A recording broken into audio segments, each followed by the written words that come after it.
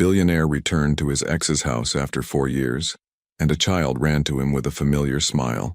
Before we begin, drop a comment telling us which city you're watching from, and once the story ends, don't forget to rate it from 0 to 10. Oh, and make sure to follow our channel for more stories like this. Now, sit back and enjoy every detail. The black Bentley Mulsanne moved through the familiar streets of Westfield like a ghost returning to haunt its past. Leon Hargrave, 39, adjusted his Armani cufflinks as he gazed out the tinted window at the neighborhood he once called home. 4 years had changed everything and nothing at the same time. The manicured lawns still gleamed under the afternoon sun. The colonial houses still stood in perfect rows, each one a testament to American suburban prosperity. But Leon felt like a stranger in his own memory. "Sir, we've arrived," his driver announced, pulling up to a white 2-story house with navy blue shutters. Leon's chest tightened. The house looked exactly the same, down to the lavender bushes Sinea had planted along the walkway. She always said lavender brought peace. He wondered if it had brought her any peace after he left. He stepped out of the car, his 6'2" frame imposing against the quiet suburban backdrop. His dark hair was shorter now, more refined, and his emerald eyes held a weight they hadn't carried before. The tailored charcoal suit spoke of success, but the slight tremor in his hands betrayed his nervousness. 4 years in Germany had made him richer than he'd ever imagined possible. His real estate empire now spanned 3 continents. He could buy this entire neighborhood without blinking. But standing here, he felt as poor as the day he'd left. Leon walked to the front gate, his Italian leather shoes clicking against the stone path. He pressed the intercom button and waited. "Hello?" came a voice through the speaker. Not Sinea's voice, but older, with a slight Spanish accent. "I'm looking for Sinea Alves," Leon said, his voice steady despite the hurricane in his chest. "1 moment, please." The gate buzzed open, and Leon stepped into the front yard. The garden was more beautiful than he remembered. New rose bushes lined the pathway, and a small swing set sat under an oak tree that had grown considerably taller. A swing set. Leon's brow furrowed. Sinea had never mentioned wanting children during their marriage. She was always focused on her architecture career, designing sustainable housing projects that would change how people lived. Children had been a someday conversation, always pushed to tomorrow. The front door opened, and a middle-aged Latina woman emerged. "Senor Hargrave?" Leon nodded, surprised she recognized him. "I am Carmen, the housekeeper. Senora Sinea is in her studio," but before Carmen could finish, the sound of running footsteps echoed from inside the house. A small boy burst through the door, his dark hair bouncing as he ran toward the gate where Leon stood. The world stopped. The child, no more than 3 or 4 years old, had Leon's exact features in miniature. The same strong jawline, the same honey-colored eyes that seemed to hold galaxies, the same determined set to his small shoulders. He wore a tiny blue polo shirt and khaki shorts, his sneakers lighting up with each step. "Hi," the boy called out, his voice bright with curiosity. "Are you here to see Mama?" Leon's mouth went dry, his knees nearly buckled. He gripped the gate post to steady himself, his knuckles white against the painted wood. Leon's voice cracked. He cleared his throat and crouched down to the child's eye level. "Yes, I am. What's your name?" "Noah," the boy announced proudly. "Noah Alves. I'm 3 and 2 months old. Mama says I'm very smart for my age. 3 years and 2 months. The math hit Leon like a physical blow. He left exactly 4 years ago, which meant, "Noah, come back here, sweetheart." Leon's head snapped up at the sound of the voice that had haunted his dreams for 4 years. Sinea appeared in the doorway and his breath caught in his throat. She was more beautiful than his memory had dared preserve. Her auburn hair fell in soft waves past her shoulders, and her green eyes, once so full of love when they looked at him, now held a mixture of shock and something else he couldn't quite identify. She wore a simple white sundress that highlighted her graceful figure, and her bare feet suggested she'd been working in her home studio. But it was the way she immediately moved to place a protective hand on Noah's shoulder that made Leon's chest ache with a pain so sharp it was almost physical. "Leon," she said quietly, her voice carefully controlled. "Sinea." He stood slowly, never taking his eyes off her face. "You look... What are you doing here?" she interrupted, her tone polite but distant. Noah looked between them with the innocent curiosity of a child. "Do you know each other?" Sinea's hand tightened slightly on Noah's shoulder. "Go inside with Carmen, baby. I need to talk to this gentleman." But I want to meet him, Noah protested. He has nice eyes like mine. The words hung in the air like an accusation. Leon saw Sinea's face pale slightly, and he felt his world tilt on its axis. Noah, por favor, Carmen said gently, taking the boy's hand. Come help me make your afternoon snack. As Carmen led Noah inside, the boy waved enthusiastically at Leon. Bye. Will you still be here when I come back? Leon's throat was too tight to answer. He could only watch as his son, disappeared into the house. The silence that followed was deafening. Sinea crossed her arms over her chest, a defensive gesture he remembered well. You can't just show up here after 4 years, Leon. Not like this. Is he mine? The question escaped before he could stop it, raw and desperate. Sinea's eyes flashed with pain and anger. You lost the right to ask that question when you walked away without a word. Sinea, please. No.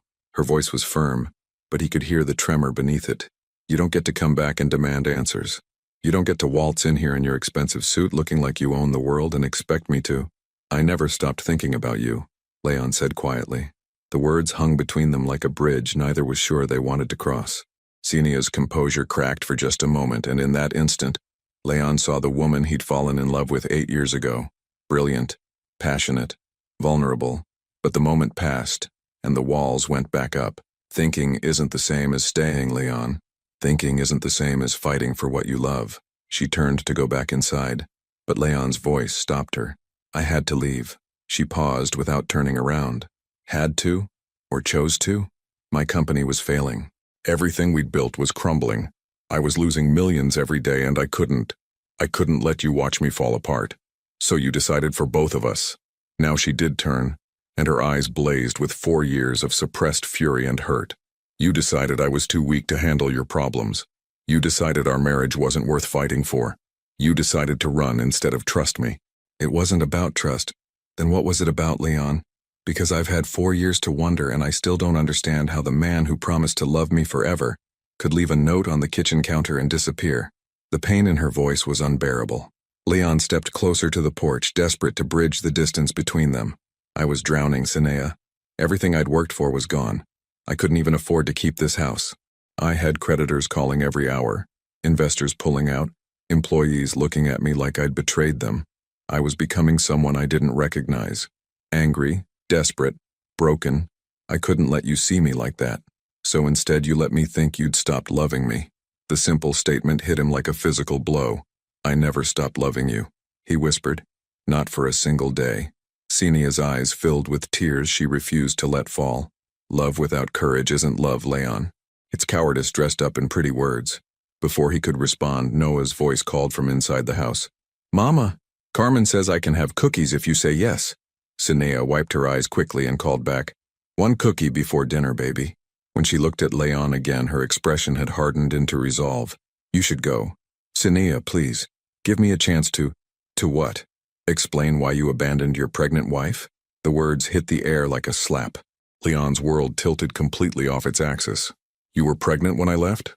Sinea's laugh was bitter. I found out 2 days after you disappeared. Took a pregnancy test because I'd been feeling sick, thinking it was just stress from your sudden departure. But no, it was our baby growing inside me while you were on a plane to Germany. Leon felt like he'd been punched in the chest. Sinea, I didn't know. If I had known, what, you would have stayed? You would have chosen us over your precious pride? Yes, he said without hesitation. Yes, I would have stayed. But you didn't know because you didn't care enough to find out. You didn't care enough to have a real conversation about what was happening. You just ran. Noah appeared in the window, pressing his small hands against the glass and waving at Leon. The sight of his son, made Leon's heart clench with a pain so acute he could barely breathe. I tried to find you, Sinea continued, her voice breaking slightly. When I realized I was pregnant, I tried to call, to email, to reach you through your business contacts.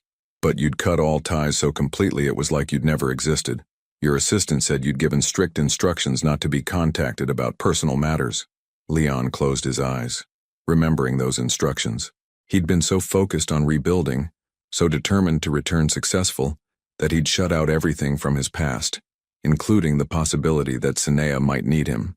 I was trying to rebuild everything so I could come back to you worthy of. I didn't need you to be worthy, Leon. I needed you to be present. The simplicity of her words shattered something inside him. Noah tapped on the window, and Senia turned to wave at him. In that moment, Leon saw something he'd missed before, the way her hand moved to rest protectively over her still flat stomach, a gesture he now realized was purely maternal instinct developed over years of raising their son alone. Does he know? Leon asked quietly. About me? Senia's shoulders sagged slightly. He knows his father lives far away and couldn't be here. I never told him you chose to leave. I didn't want him to grow up feeling unwanted. The generosity of that gesture, protecting him even in his absence, made Leon feel smaller than he'd ever felt in his life. Can I? Leon's voice cracked. Can I meet him? Properly? Sinea studied his face for a long moment. In her eyes, he saw the war between the woman who had once loved him completely and the mother who would protect her child at any cost. He's not a consolation prize, Leon. He's not something you get to claim just because you came back successful. I know. I've missed 3 years of his life. I've missed everything. Yes, she said simply. You have. The weight of those lost years settled on Leon's shoulders like a physical burden. First steps, first words, first birthdays, all experienced by Sinea alone while he was building an empire that suddenly felt meaningless. I want to make it right, he said. You can't make it right. You can only choose what happens from here. Before Leon could ask what she meant, the front door opened again and Noah bounded out, a chocolate chip cookie in his small hand. Mama, can the nice man stay for dinner? Carmen is making her special chicken. Leon looked at Noah, really looked at him, and felt his heart expand and break simultaneously. His son was perfect, bright, confident, joyful. Everything Leon had been before the weight of the world had taught him to be careful with his heart. I don't think, Sinea began. Please, Mama. He seems lonely. Out of the mouths of babes. Leon's throat tightened. Sinea looked between her son and Leon, clearly torn. Finally, she sighed. One dinner. But after that, we need to have a very long conversation about what this means and what happens next. Leon nodded, not trusting his voice. Noah cheered and ran to Leon, grabbing his much larger hand with his small, sticky one. Come on. I want to show you my room. I have a race car bed and everything. As Leon allowed himself to be pulled toward the house, toward a life he'd walked away from and could never fully reclaim, he caught Sinea's eye. In that look, he saw everything. The love that had never fully died, the hurt that might never fully heal, and the hope that maybe, just maybe, they could build something new from the ashes of what they'd lost. But he also saw a warning. This was his one chance to prove he was the man she'd once believed him to be. The question was, had he learned enough in 4 years of self-imposed exile to become the father Noah deserved, and the partner Sinea needed? Or was he still the same man who had chosen pride over love, success over presence? As Noah led him up the front steps, chattering excitedly about his toys and his friends and his favorite bedtime stories, Leon realized that the empire he'd built in Germany meant nothing compared to the family he'd lost here. The real question was it too late to build something that mattered? What would you do if you discovered you'd walked away from everything that truly mattered? Share your thoughts below. Your participation means everything to our channel. Noah's room was the explosion of childhood wonder that made Leon's chest ache with missed memories. The race car bed dominated the space, complete with working headlights that Noah demonstrated with obvious pride. Toy cars lined shelves on every wall, and crayon drawings covered a bulletin board, stick figures of a woman and a small boy, always just the two of them. This is my favorite, Noah announced, holding up a red Ferrari model. Mama says my daddy might have a car like this someday when he comes back from his trip. Leon's throat constricted. Even in his absence, Sinea had painted him as someone worth waiting for, someone who would return. The generosity of that lie, and it was a lie, because Leon hadn't been on a trip, he'd been running, made him feel simultaneously grateful and unworthy. It's beautiful, Leon managed, taking the small car with hands that trembled slightly. Do you like fast cars? I love them. Mama says I'm too little to drive, but when I'm big like you, I'm gonna have a red one just like this. Noah's eyes sparkled with dreams. Do you have a fast car? I do, Leon admitted. It's black though. Black is cool too. Can I see it sometime? The innocent question hung in the air like a promise Leon wasn't sure he had the right to make. That depends on your mama. Mama says yes to most things if I ask nicely and help with dishes. Leon couldn't help but smile, his first genuine smile since arriving. Is that your secret? Yep. And if I eat all my vegetables? Mama likes vegetables a lot. Boys, Sinea's voice called from downstairs. Dinner's ready. Noah grabbed Leon's hand again, his small fingers wrapping around Leon's index finger with complete trust. Come on. Carmen makes the best chicken ever. She uses a special sauce that's a secret family recipe. As they headed downstairs, Leon caught sight of family photos lining the hallway. Noah's first birthday, Sinea holding a cake with a single candle, her smile bright but her eyes tired. Noah's first steps, captured mid-wobble in what looked like this very hallway. Christmas morning, Noah drowning in wrapping paper while Sinea watched from the couch in pajamas. In every photo, Noah was the center of a universe of love, but that universe only had one star, his mother. The dining room had been redecorated since Leon lived here. Gone was the formal mahogany set they'd chosen together, replaced by a warm oak table with mismatched chairs that somehow worked perfectly. Children's artwork served as decoration, and a mason jar filled with wildflowers sat in the center. It felt more like a home than the house had ever felt when he'd lived here. Carmen had set 4 places, and the smell of roasted chicken with herbs filled the air. Leon noticed the setting was casual but thoughtful. Cloth napkins, real glasses, the good silverware they'd received as a wedding gift. Sit by me, Noah announced, patting the chair next to his booster seat. Leon looked to Sinea, who nodded almost imperceptibly. As he sat down, he was struck by the domesticity of it all. The family dinner he'd never thought he wanted, with the woman he'd loved and lost, and the son he'd never known existed. Noah, what do we say before we eat? Sinea prompted gently. Thank you for our food and for people who share it with us. Noah recited carefully, then added, and thank you for bringing Leon to have dinner with us. Sinea's fork paused halfway to her mouth. Leon felt heat rise in his chest at hearing his name in his son's prayer. How's the chicken? Carmen asked, bustling around the table with more rolls. Perfect as always, Sinea said warmly. Thank you for staying late. De nada, mija. This little one ate all his green beans yesterday, so he earned the special sauce. Carmen ruffled Noah's hair affectionately. Leon watched the easy interaction between the women, realizing this was Noah's world. Stable, loving, full of people who chose to be here every day. He was the outsider in his own son's life. Leon, Noah said around a mouthful of chicken. What do you do for work? I build buildings, Leon said simply. Like with blocks? Sort of, but much bigger blocks. And they become places where people live and work. Noah's eyes went wide. Do you build skyscrapers? Like the really tall ones? Sometimes. That's so cool. Mama builds houses too, but she draws them first. Want to see? Before Leon could respond, Noah was scrambling down from his chair and running to a corner where architectural plans were rolled up in a basket.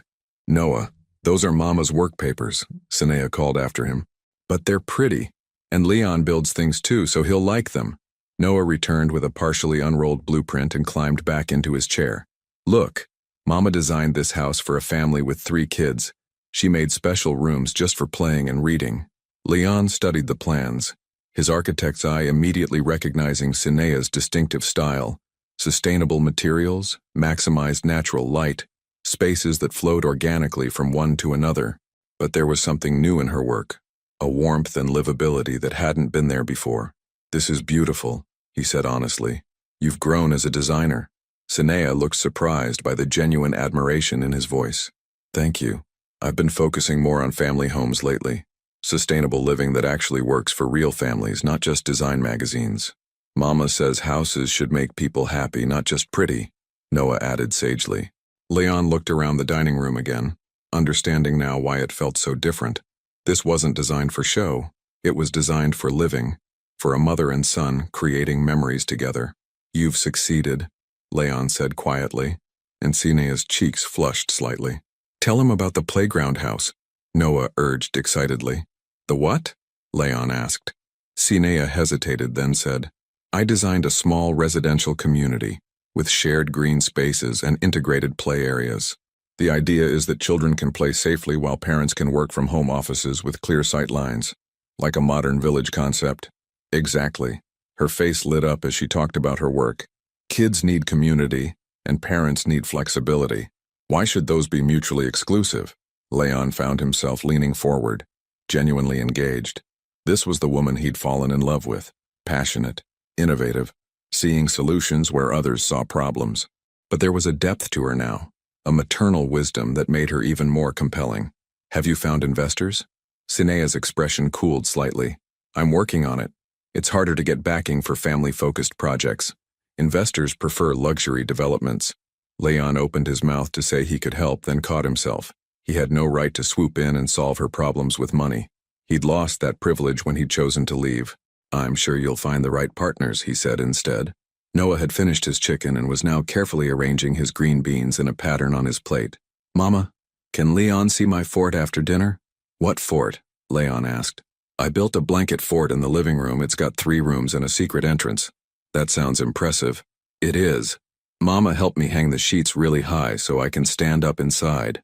Leon imagined Sinea balancing on chairs, helping Noah construct his architectural masterpiece, and felt another pang of missed moments. Maybe Leon has to go home soon, Sinea said carefully. Noah's face fell. But he just got here, and I didn't show him my cars yet or my books or… It's okay, Leon said gently. I'd like to see your fort, if that's all right with your mama. Sinea met his eyes across the table. In that look, he saw her wrestling with conflicting impulses. The mother who wanted to protect her son from potential disappointment, and the woman who remembered what it felt like to love this man. One fort tour, she said finally. But then Leon needs to go home and you need a bath and bedtime story. Noah cheered and launched into an elaborate description of his fort's architectural features. As Leon listened to his son's excited chatter, he noticed Sinea watching them both with an expression he couldn't quite read. After dinner, Noah led them to the living room, where an impressive blanket construction dominated the space. Sheets and quilts were draped over chairs and the coffee table, creating a cozy, cave-like structure. You have to crawl through here, Noah explained, demonstrating the entrance. This is the main room and this is my bedroom, and this is where I keep my cars. Leon got down on his hands and knees, his expensive suit forgotten, and crawled through the tunnel. Inside the fort, string lights created a magical glow, and pillows made it comfortable enough for a grown man to sit cross-legged. This is incredible, Leon said, genuinely amazed. You're quite the architect. Noah beamed. Mama says I get it from my daddy. She says he's really good at building things too. The words hit Leon like a physical blow. Even in his absence, Sinea had made sure Noah was proud of his heritage, had given him something to aspire to. Your mama is very smart, Leon managed. From outside the fort, Sinea's voice was soft. Noah, time to start cleaning up. You have preschool tomorrow. 5 more minutes? Noah. Leon recognized the parental tone that brooked no argument. Come on, buddy. Your mama's right. And good architects always clean up their work sites. Noah giggled at being called buddy, and Leon's heart clenched. How many nicknames had he missed? How many inside jokes and bedtime rituals and ordinary moments that made up a childhood? As they emerged from the fort, Leon found Sinea had been sitting on the couch watching them. Her expression was unguarded for just a moment, and he saw something that gave him hope. She was seeing him not as the man who had left, but as the father Noah deserved. Okay, mijo, she said to Noah. Bath time.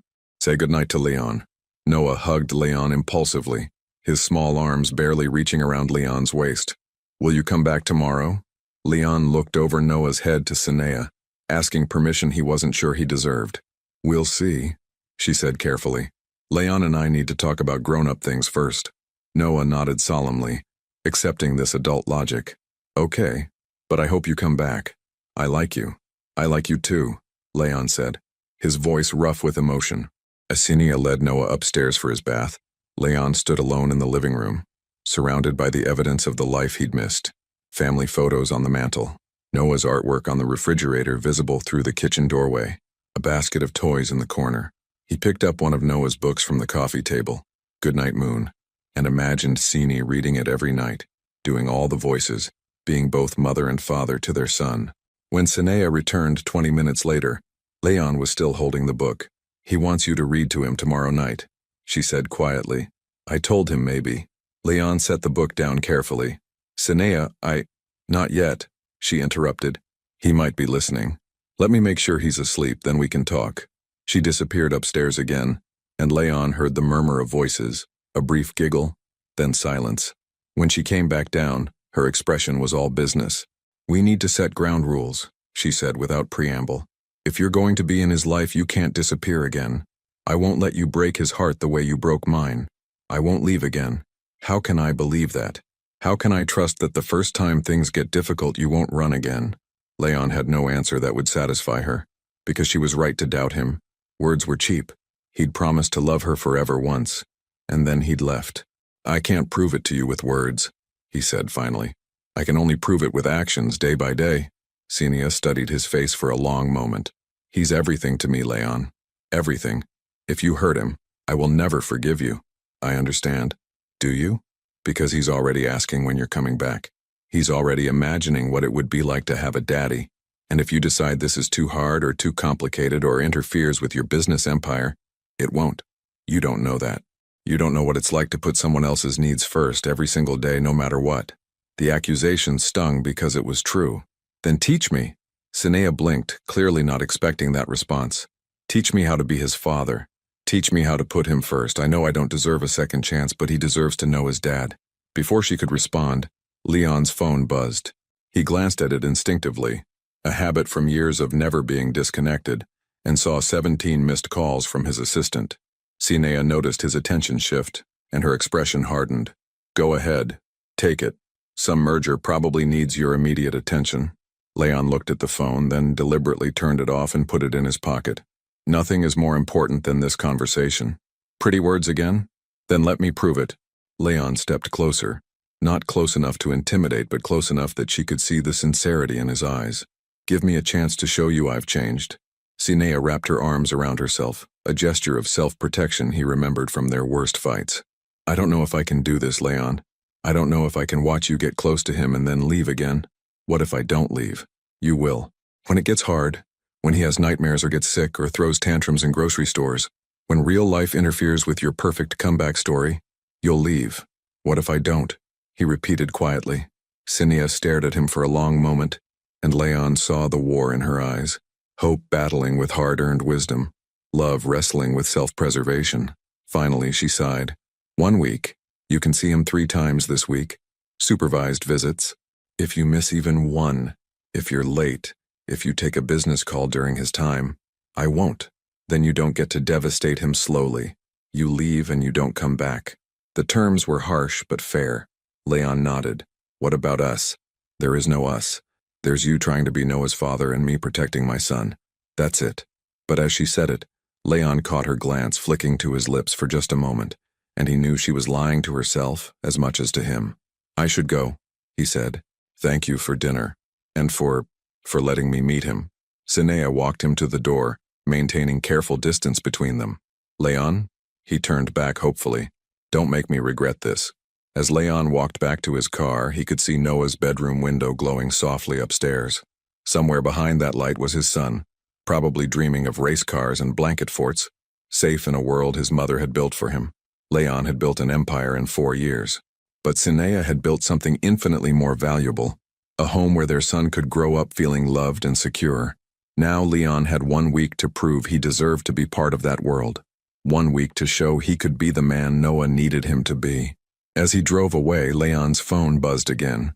This time he didn't even look at it, because for the first time in 4 years he had something more important than business to think about. Leon stood outside Westfield Elementary at exactly 2:47 p.m., 3 minutes before Noah's preschool let out. He'd spent the morning canceling meetings, rearranging conference calls, and ignoring increasingly frantic emails from his German office. For the first time in 4 years, Leon Hargrave was putting something before business. The irony wasn't lost on him that he felt more nervous waiting for a 3-year-old than he'd ever felt before a board meeting. Other parents clustered near the school entrance, mostly mothers in yoga pants and SUVs, a few fathers checking phones while they waited. Leon felt conspicuous in his navy Tom Ford suit, but he'd come straight from his hotel after a morning of damage control calls. At exactly 2:50 p.m., the doors opened and children spilled out like colorful confetti. Leon searched the crowd until he spotted a familiar dark head bouncing toward him. Leon! Noah's face lit up with pure joy as he ran across the playground. You came. The simple delight in his son's voice made Leon's chest swell with an emotion he'd never experienced. Pride mixed with protective love so fierce, it was almost overwhelming. I promised I would, Leon said, crouching down to Noah's level. How was school? We made art today. Look. Noah thrust a construction paper creation toward Leon. It's a building like you make, but with a rainbow on top because Miss Katie says buildings should make people happy. Leon studied the artwork. A rectangle with windows drawn in crayon, topped with an arch of colorful stripes. It's perfect. Buildings should absolutely have rainbows. Can you put rainbows on your buildings? I'll see what I can do, Leon said seriously, tucking the artwork carefully into his jacket pocket. From across the playground, Leon spotted Sinea emerging from the school building with Noah's teacher. She wore dark jeans and a cream sweater, her hair pulled back in a ponytail, and she looked every inch the devoted mother coordinating with her son's educator. "Mama," Noah called, waving enthusiastically. "Leon came to pick me up just like you said." Sinea approached cautiously, her green eyes scanning Leon's face for signs of reluctance or impatience. "How is your day, baby?" "Good. I told Miss Katie about Leon and she wants to meet him." A young woman with kind eyes and paint-stained fingers extended her hand to Leon. "You must be Noah's father. I'm Katie Morrison. Noah's told us so much about you." Leon shook her hand, wondering what stories his 3-year-old had invented. "All good things, I hope." "Oh yes. According to Noah, you build castles in the clouds and drive a magic black car." Leon glanced at Sinea, who was fighting a smile. "Close enough." "Well, Noah is one of our brightest students," Miss Katie continued, "very creative, very empathetic. You should be proud."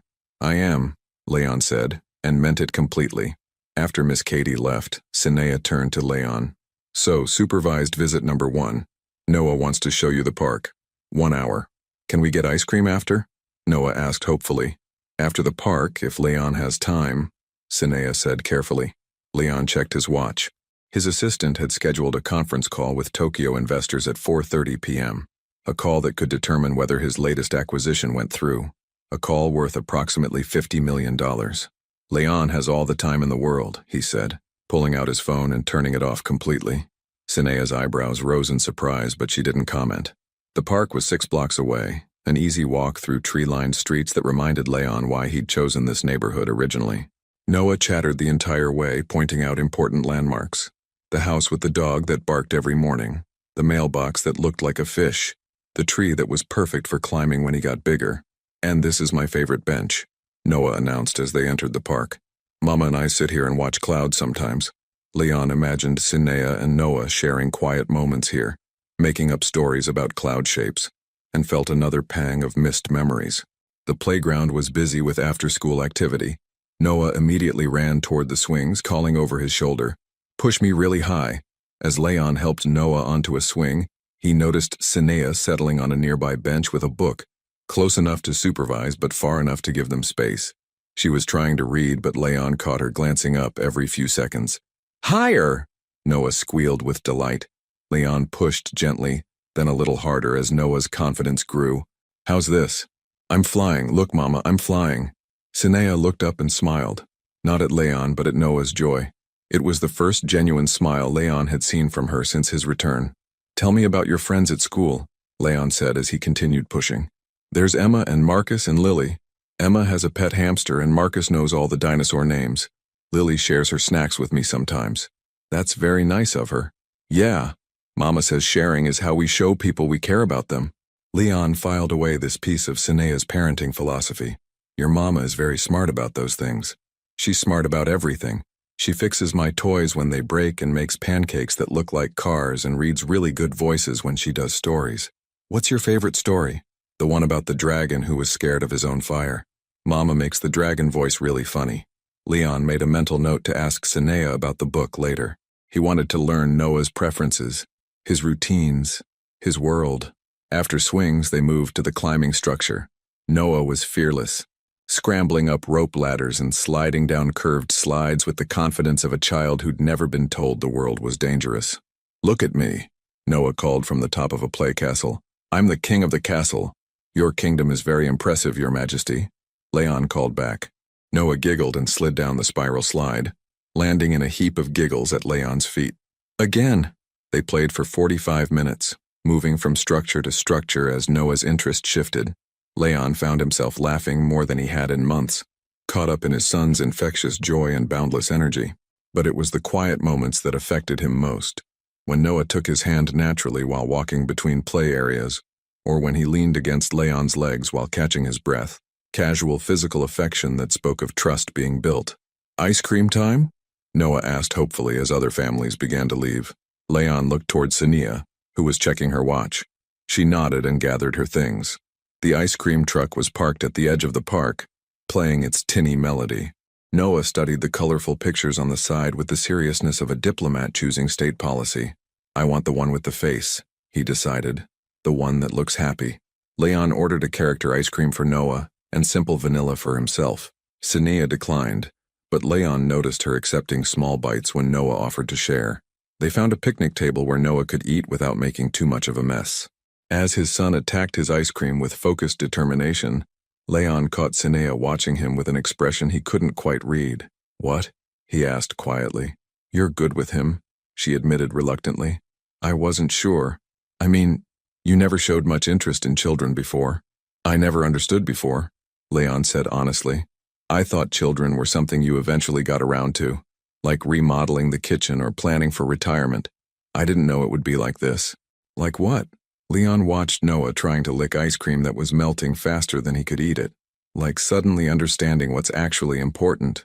Sinaya's expression softened slightly. He's been asking about you since yesterday. When you're coming back, if you liked his fort, whether you have toys at your house. What did you tell him? That we'll see. That adults have complicated feelings sometimes. She paused. He doesn't understand why anyone wouldn't want to be around him all the time. The words hit Leon like a punch. Sinia, I'm not trying to guilt you.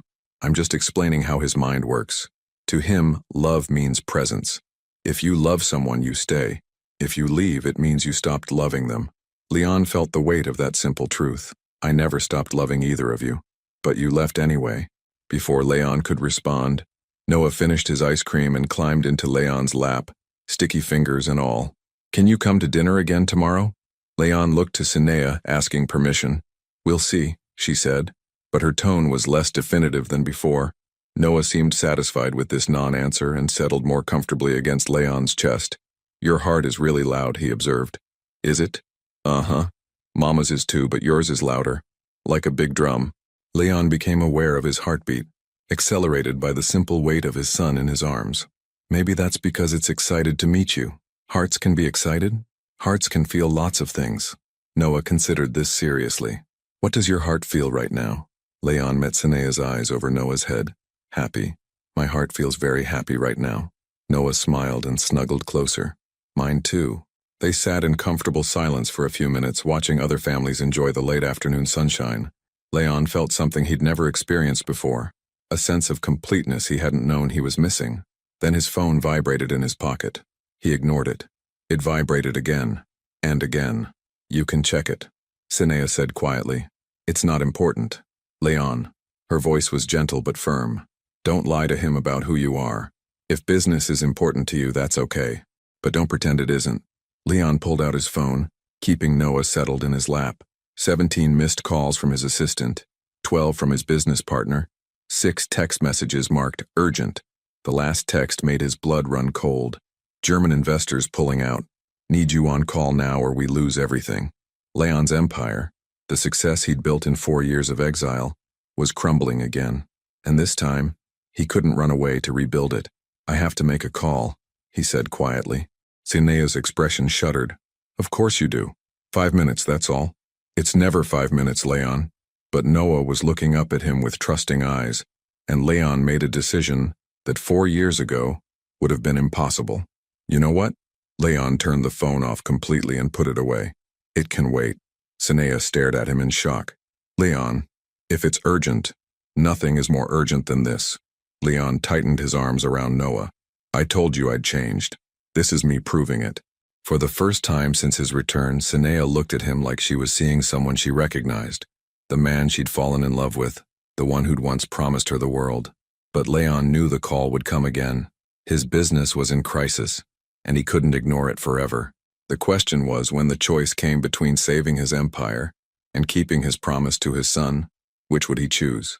As Noah chattered about the ducks on the nearby pond, Leon realized he already knew the answer, and it terrified him as much as it exhilarated him.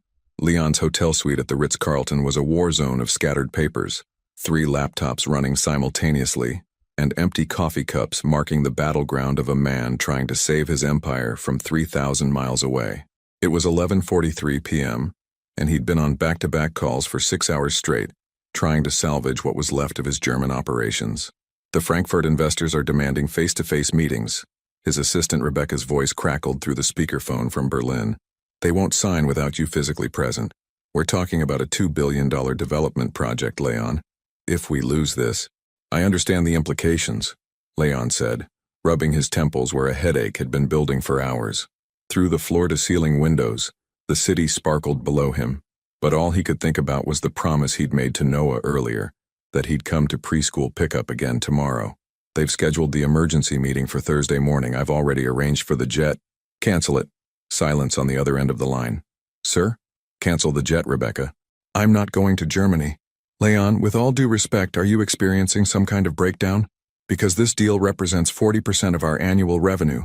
If we lose it, we might have to close the Berlin office entirely.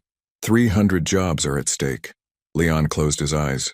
300 employees who'd worked for him faithfully, who'd helped him rebuild from nothing. People with families, mortgages, children of their own who needed stability. But all he could see was Noah's face lighting up when he'd spotted Leon at the school gate. Find another way, Leon said finally. Set up video conferences. Bring them here if you have to. But I'm not leaving the country. This is insane. You built this company by being willing to go anywhere, do anything, sacrifice everything for success. What's changed? Everything, Leon thought. Everything had changed. Just find another way, Rebecca. That's what I pay you for. He ended the call and stared at the chaos of his temporary office. His phone immediately buzzed with another call. His business partner Klaus from Berlin. Leon, mein Freund, what is this I hear about you refusing to come to Germany? The investors, they are very angry. They say if you cannot make time for them, they cannot make time for us. Klaus explained to them. There is nothing to explain. You come to Berlin, you save the company. You stay in America playing. What is it you are playing? The vacation? I'm not on vacation. Then what? You have a woman there? Some American beauty who makes you forget your responsibilities? Leon's grip tightened on the phone. This isn't about a woman. Everything is about a woman when a man acts like a fool. Listen, Leon, I understand. Beautiful women, they make us crazy. But this is business. Come to Berlin for 3 days, sign the contracts, then go back to your American romance. It's not that simple. It is exactly that simple. Unless... Leon, tell me you are not having the nervous breakdown. Tell me the stress has not finally broken you. Before Leon could answer, someone knocked on his hotel room door. Leon frowned. He'd left strict instructions not to be disturbed. Hold on, Klaus.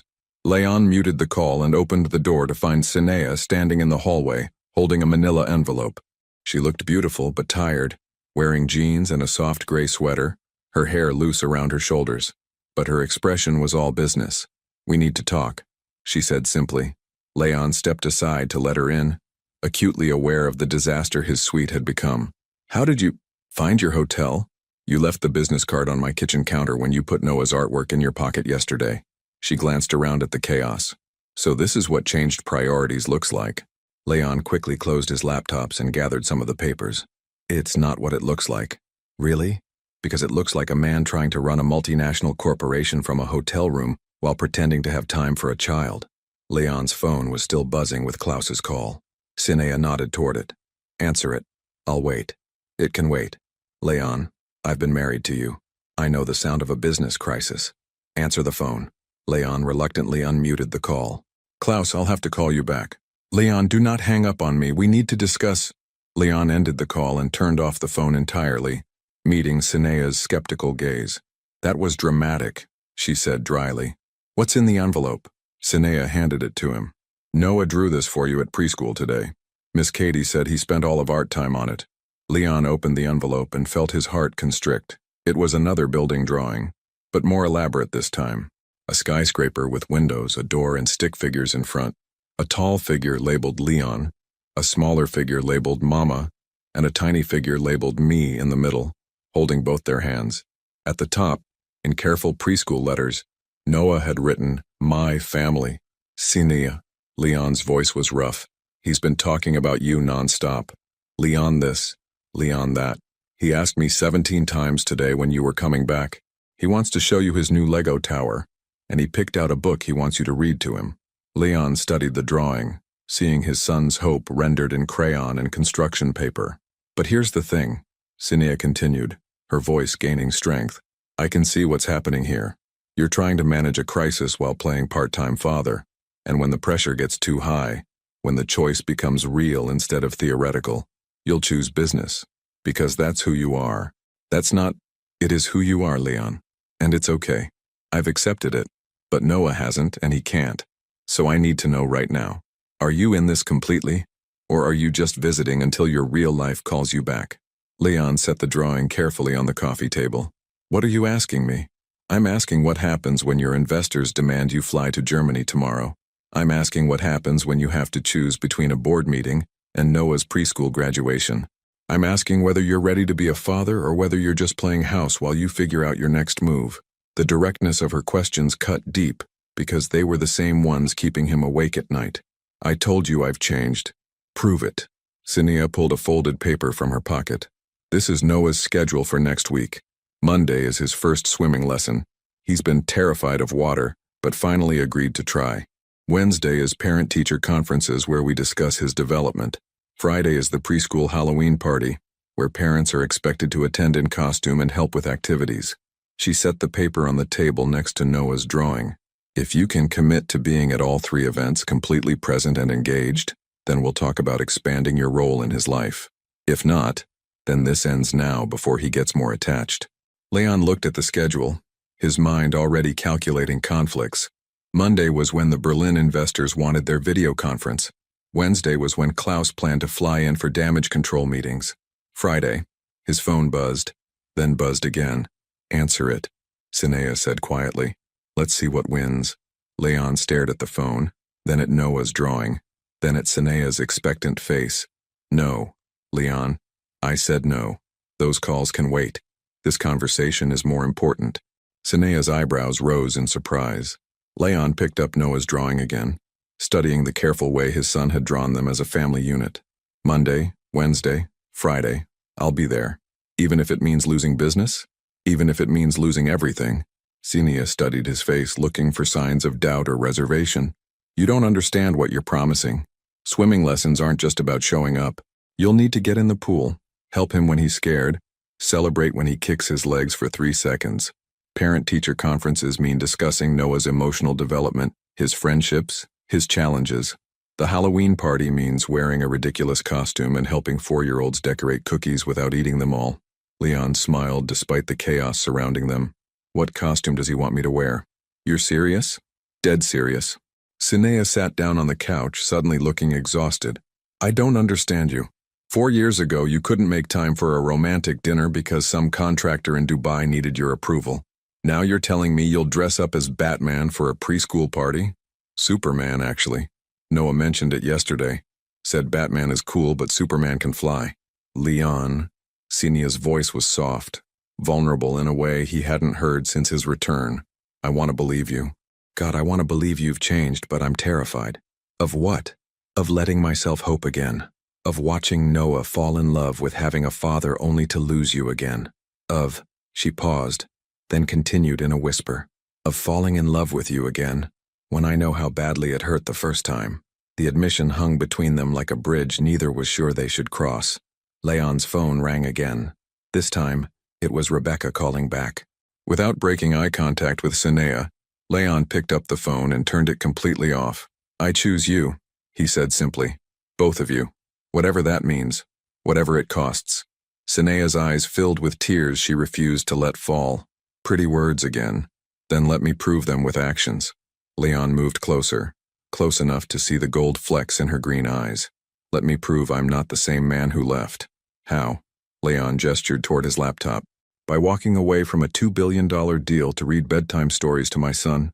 As if summoned by their conversation, Leon's hotel phone rang, the landline that only Rebecca had the number for, reserved for true emergencies. They both stared at it. That's them telling me they found a way to reach me, Leon said.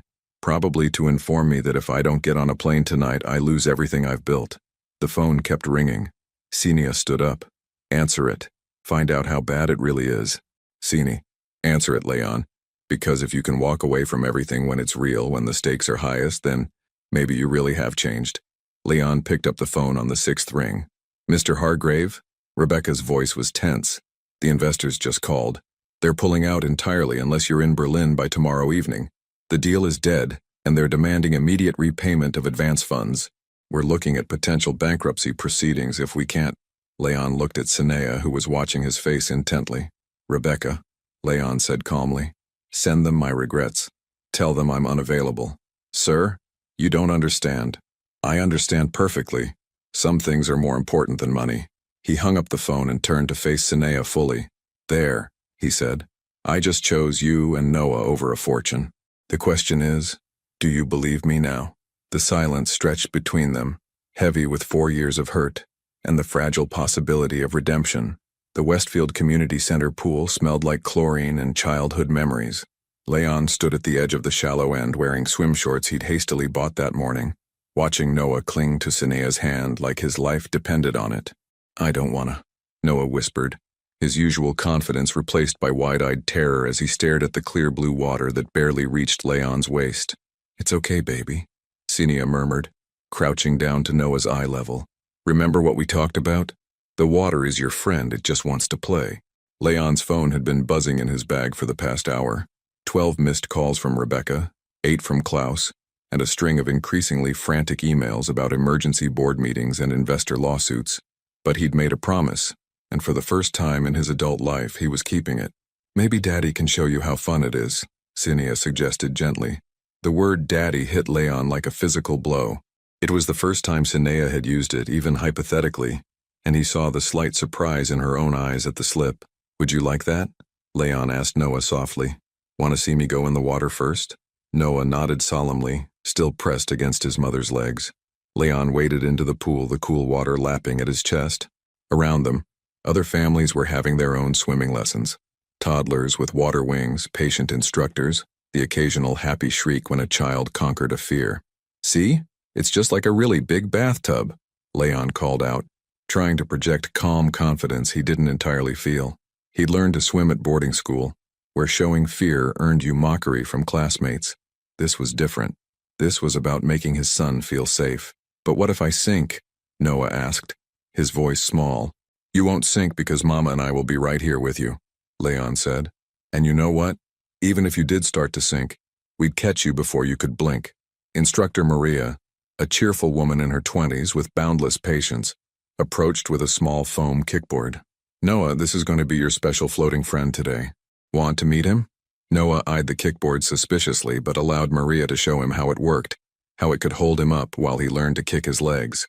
Here's what we're going to do, Maria continued. Mama is going to hold one of your hands. Daddy is going to hold the other, and your floating friend is going to keep you safe. We're just going to put our toes in the water. That's all. Leon positioned himself on one side, Sinea on the other, their hands supporting Noah as he slowly, reluctantly, dipped one toe into the pool. It's cold, Noah yelped, but he didn't pull away. Just like your bath when Mama forgets to add enough hot water, Leon said, earning a small smile from his son and a mock glare from Sinea. They spent 20 minutes just getting Noah comfortable with having his feet in the water. Leon found himself completely absorbed in the process, celebrating each small victory, providing gentle encouragement when Noah got scared, working in perfect sync with Sinea to create a safety net of love around their son. I think I'm ready to put my whole foot in, Noah announced finally, as if he were preparing to scale Mount Everest. That's very brave, Leon said seriously. Are you sure you're ready for such an advanced move? Noah giggled at the exaggerated respect in Leon's voice. I'm ready. What followed was the longest swimming lesson in history, measured not in distance covered but in trust built.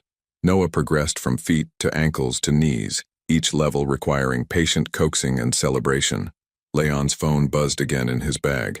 Through the glass windows of the pool area, he could see other parents checking emails, taking calls, dividing their attention between their children and their devices.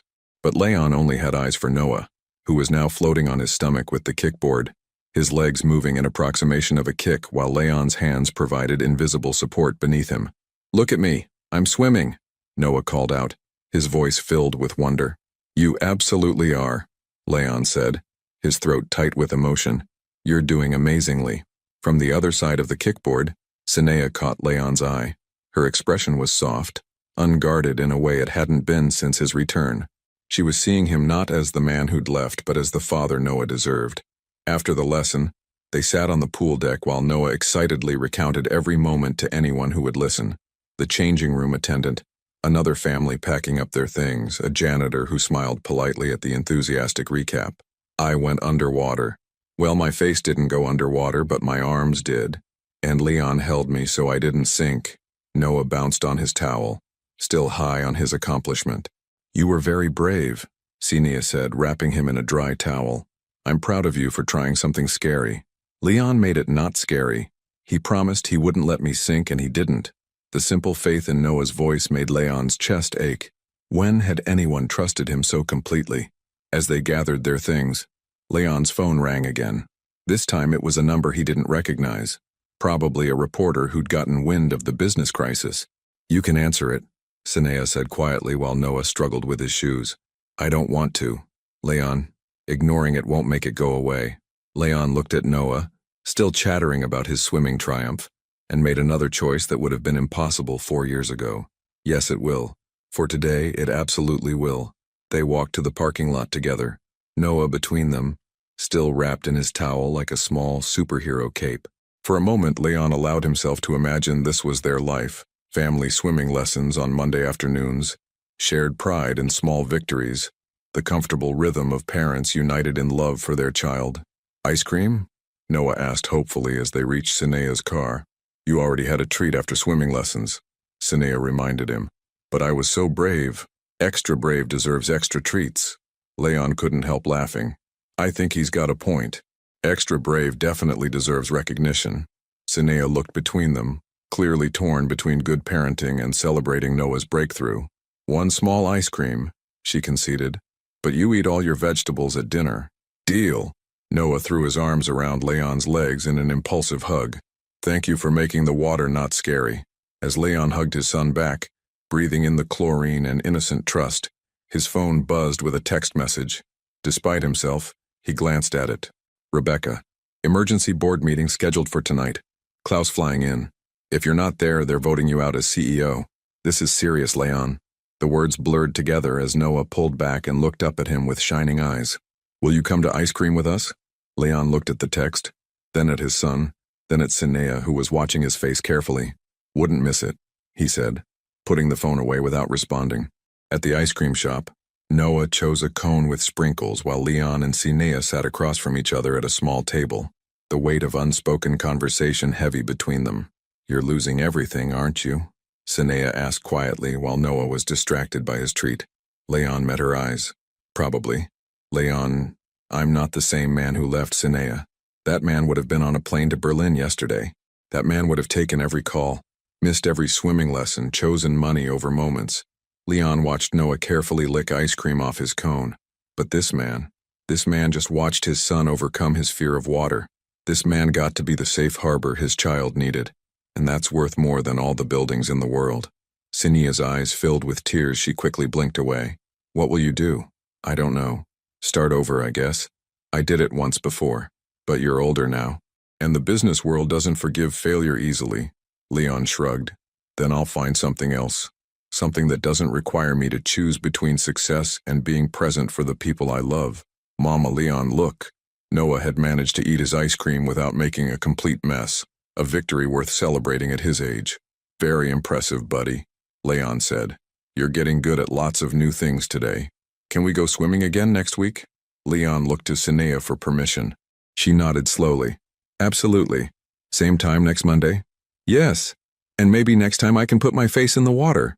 As they prepared to leave, Sinea touched Leon's arm. The parent-teacher conference is Wednesday at 4 p.m. Are you still planning to come? Leon's phone buzzed again. Another call. Another crisis. Another choice between his old life and his new one. I'll be there, he said without checking the phone. Even if it means everything, Sinea. Some things are worth losing everything for. As they walked to their cars, Noah skipped between them, still high on his swimming success. Leon felt his phone buzzing constantly in his pocket, but for the first time in his adult life, he felt no compulsion to answer. Leon? Sinea called as he reached his car. Yeah? Thank you. For today, for being exactly who he needed you to be. Leon nodded, not trusting his voice. As he drove back to his hotel, Noah's joyful voice echoed in his mind. Leon made it not scary. Maybe that's what being a father really meant. Making the scary things less frightening. Being the safe harbor in uncertain waters.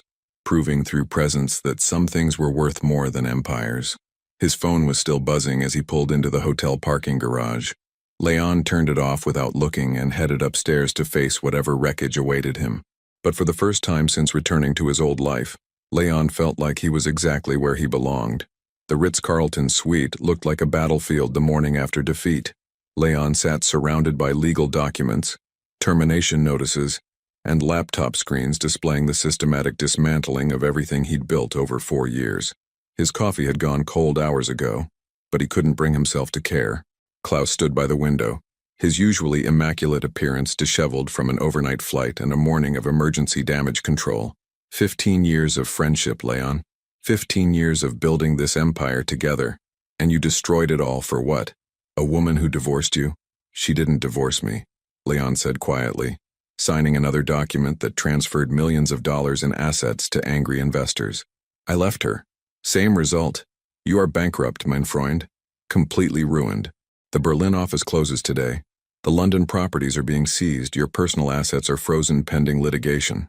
Klaus threw a manila folder on the coffee table. 300 people lost their jobs because you decided to play house instead of flying to Germany. Leon finished signing the papers and set down his pen. Outside the window, life in the city continued normally. People going to work, children walking to school, the world spinning on as if his empire hadn't just collapsed in spectacular fashion. I'm sorry about the employees, Klaus, truly. Help them find new positions. Use my personal contacts, my recommendations. I'll do whatever I can to. With what influence? With what credibility? You are finished in this business, Leon. No one will trust you again. No one will invest in a man who chooses romance over responsibility. The accusation stung because it wasn't entirely wrong. Leon had chosen his family over his business. He'd chosen presence over profit. And now he was paying the price. What will you do now? Klaus asked, his anger giving way to genuine concern for his longtime friend. Leon checked his watch. 2:30 p.m. Noah's parent-teacher conference was in an hour and a half. Right now, I'm going to learn about my son's development from his teacher. Klaus stared at him in disbelief. You have lost everything, and you are going to a school meeting? Yes. Leon, I think perhaps the stress has broken your mind completely. Maybe it had. Maybe losing a fortune and gaining a family was exactly the kind of madness Leon needed. After Klaus left, taking with him the last vestiges of Leon's old life, Leon showered, put on one of his remaining suits, and drove to Westfield Elementary. The irony wasn't lost on him that he could still afford to dress like a billionaire for exactly 3 more days before his credit cards were frozen. He found Sania waiting in the hallway outside Miss Katie's classroom, looking nervous in the way parents do when they're about to hear official assessments of their child's development. You came, she said, surprise evident in her voice. I said I would. I know, but... She gestured vaguely. Your assistant called the school looking for you. She sounded frantic. Rebecca always sounds frantic. It's her natural state. Sania studied his face. Leon, what's happening with your business? Before he could answer, Miss Katie opened the classroom door. Mr. and Mrs. I'm sorry, I should ask how you'd prefer to be addressed. Sania is fine, Sania said quickly. And this is Leon, Noah's father. The simple introduction, Noah's father, sent a warmth through Leon's chest that no business victory had ever matched. Miss Katie's classroom was a wonderland of children's artwork, reading corners, and learning centers that spoke to a teacher who genuinely loved her work. Leon found himself studying Noah's contributions to the wall displays, his name written in careful letters, a family portrait that featured 3 stick figures under a rainbow. Noah is one of our most interesting students, Miss Katie began as they settled into child-sized chairs around a small table. He's incredibly bright, very empathetic, and shows natural leadership qualities. Leon felt a swell of pride that surprised him with its intensity. However, Miss Katie continued, I've noticed some concerning patterns in his emotional responses, particularly around attachment and abandonment. Sinia's face went pale. What do you mean?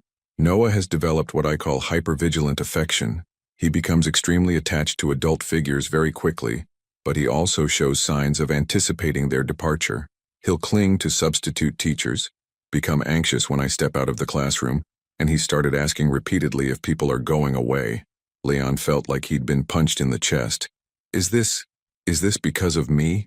Miss Katie's expression was gentle but direct. Children process parental absence in complex ways. Noah has created a narrative where people he loves leave without warning. This affects how he forms relationships. But I've been here all week, Leon said weakly. Yes, and Noah talks about you constantly. Leon said this. Leon did that.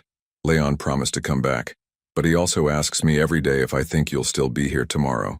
Sinea's hands were clenched in her lap. What can we do? Consistency is crucial. If you're going to be in Noah's life, Miss Katie looked directly at Leon. It needs to be permanent and predictable. Children his age can't distinguish between temporary absence and abandonment. To them, gone is gone. I'm not going anywhere, Leon said firmly. Noah doesn't know that. In his experience, fathers go away and don't come back. You'll need to prove through consistent presence that you're different. Miss Katie pulled out a folder of Noah's artwork and schoolwork. Let me show you something. The first drawing was from 3 weeks ago before Leon's return. It showed a house with 2 figures labeled me and Mama. The second drawing was from yesterday. The same house, but now with a third figure standing slightly apart from the others labeled Leon with a question mark. See how he's drawn you separated from the family unit? And the question mark? Noah wants to include you, but he's protecting himself emotionally by not fully integrating you into his sense of family. Leon stared at the drawing, seeing his son's emotional caution rendered in crayon and uncertainty. There's more, Miss Katie continued. Noah has started hoarding snacks from lunch, hiding them in his backpack. When I asked him why, he said he was saving them in case Mama gets sad again and forgets to make dinner. Sinea gasped, tears springing to her eyes. I always fed him. Even when I was falling apart, I'm sure you did, Miss Katie said kindly. But Noah remembers the emotional climate of that time. Young children often express anxiety about one thing through concerns about another. He's not really worried about food. He's worried about stability. Leon felt the weight of his abandonment settling on him like a physical burden. He hadn't just left Sinea. He'd left a son who didn't even exist yet. But that son had grown up in the shadow of his father's absence, learning to expect disappointment before he'd even learned to walk. How do we fix this? Leon asked. Time, consistency, and what I call boring reliability. Noah doesn't need grand gestures or expensive gifts. He needs you to show up when you say you will, do what you promise to do, and be emotionally present even during mundane moments. Miss Katie showed them more examples of Noah's work. Stories he'd dictated about families where fathers came back from faraway places, drawings of airplanes with people waving goodbye, and a heartbreaking journal entry where he'd listed things he wanted to tell his daddy when he comes home. The good news, Miss Katie continued, is that Noah has a remarkably resilient spirit and a strong foundation of love from his mother. Children can heal from early attachment disruptions if the disrupting pattern changes permanently. Permanently, Leon repeated. I can't stress this enough. Noah cannot experience another abandonment. His psychological development depends on you being exactly who you say you are, consistently for years to come. As they walked to the parking lot after the conference, Sinea was quiet, her arms wrapped around herself in the protective gesture Leon remembered from their worst fights. I didn't know, she said finally. I tried so hard to shield him from my pain, but he felt it anyway. It's not your fault, isn't it? I should have been stronger. I should have hidden it better. Leon stopped walking and turned to face her. Sinea, look at me. You raised an incredible child alone, while dealing with heartbreak and pregnancy and financial stress. You kept him fed and loved and safe. You are not responsible for the damage I caused. But Miss Katie said Noah needs consistency going forward. That's on me to provide. You've done everything right. Sinea's composure cracked. He's been hoarding food, Leon. My baby has been worried about whether I'd remember to feed him, and I never knew. Leon pulled her into his arms without thinking, and after a moment of resistance, she collapsed against him, her body shaking with suppressed sobs. We'll fix this, he whispered into her hair. I'll fix this. How? You can't undo 4 years of damage with good intentions. No, but I can spend the next 40 years proving that some people stay. They stood in the school parking lot, holding each other for the first time since his return, united in their love for their son and their determination to heal the wounds Leon's absence had caused. When Sinea finally pulled back, her eyes were red but determined. The Halloween party is Friday. It's the biggest event of the year for the preschool. If you're really committed to this to him, you'll be there in costume helping with activities, showing every parent and child in that room that Noah has a father who shows up. Leon nodded. I'll be there. Even if it means everything, Sinea. I told you, some things are worth losing everything for. As he drove back to his hotel, Leon's phone buzzed with a text from Rebecca. Lawyers need you to sign final bankruptcy papers tomorrow morning. I'm sorry, Leon. I'm so sorry. Leon read the message and felt nothing. No panic, no regret, no desperate urge to find a way to salvage something from the wreckage. Instead, he thought about Noah's drawings, about the question mark next to his name, about his little boy hoarding goldfish crackers because his father's absence had taught him that security was fragile. Tomorrow he would sign papers making his financial ruin official. But Friday, he would put on a Superman costume and help preschoolers decorate cookies. And for the first time in his life, Leon knew exactly which of those events actually mattered. Leon stood in the costume shop mirror, adjusting the red cape that completed his Superman outfit, and wondered if this was what midlife crisis looked like. A bankrupt billionaire buying a superhero costume with one of his last functioning credit cards to attend a preschool Halloween party. The irony wasn't lost on him. Superman saved the world. Leon had just watched his own world burn while choosing to read bedtime stories instead of attending board meetings. His phone buzzed with yet another call from Rebecca. The bankruptcy papers sat on his hotel desk, waiting to be signed. But first he had a promise to keep to a little boy who thought fathers were people who disappeared. The Westfield Elementary Gymnasium had been transformed into a Halloween wonderland. Orange and black streamers hung from the ceiling. Carved pumpkins lined the walls, and activity stations were set up around the room. Cookie decorating, face painting, a costume parade, and games that would challenge both children and their parents to work together. Leon spotted Noah immediately. His son was dressed as a firefighter, complete with a tiny helmet and coat, standing close to Sinea, who wore a simple witch costume with a pointed hat that somehow made her look more beautiful instead of scary. Leon! Noah's face lit up like a Christmas tree when he spotted the red cape and blue suit. He ran across the gym, his firefighter boots making loud clomping sounds on the polished floor. Leon crouched down as Noah barreled into him, wrapping his small arms around Leon's neck with an enthusiasm that made Leon's chest tight with emotion. You're really Superman, Noah breathed in wonder.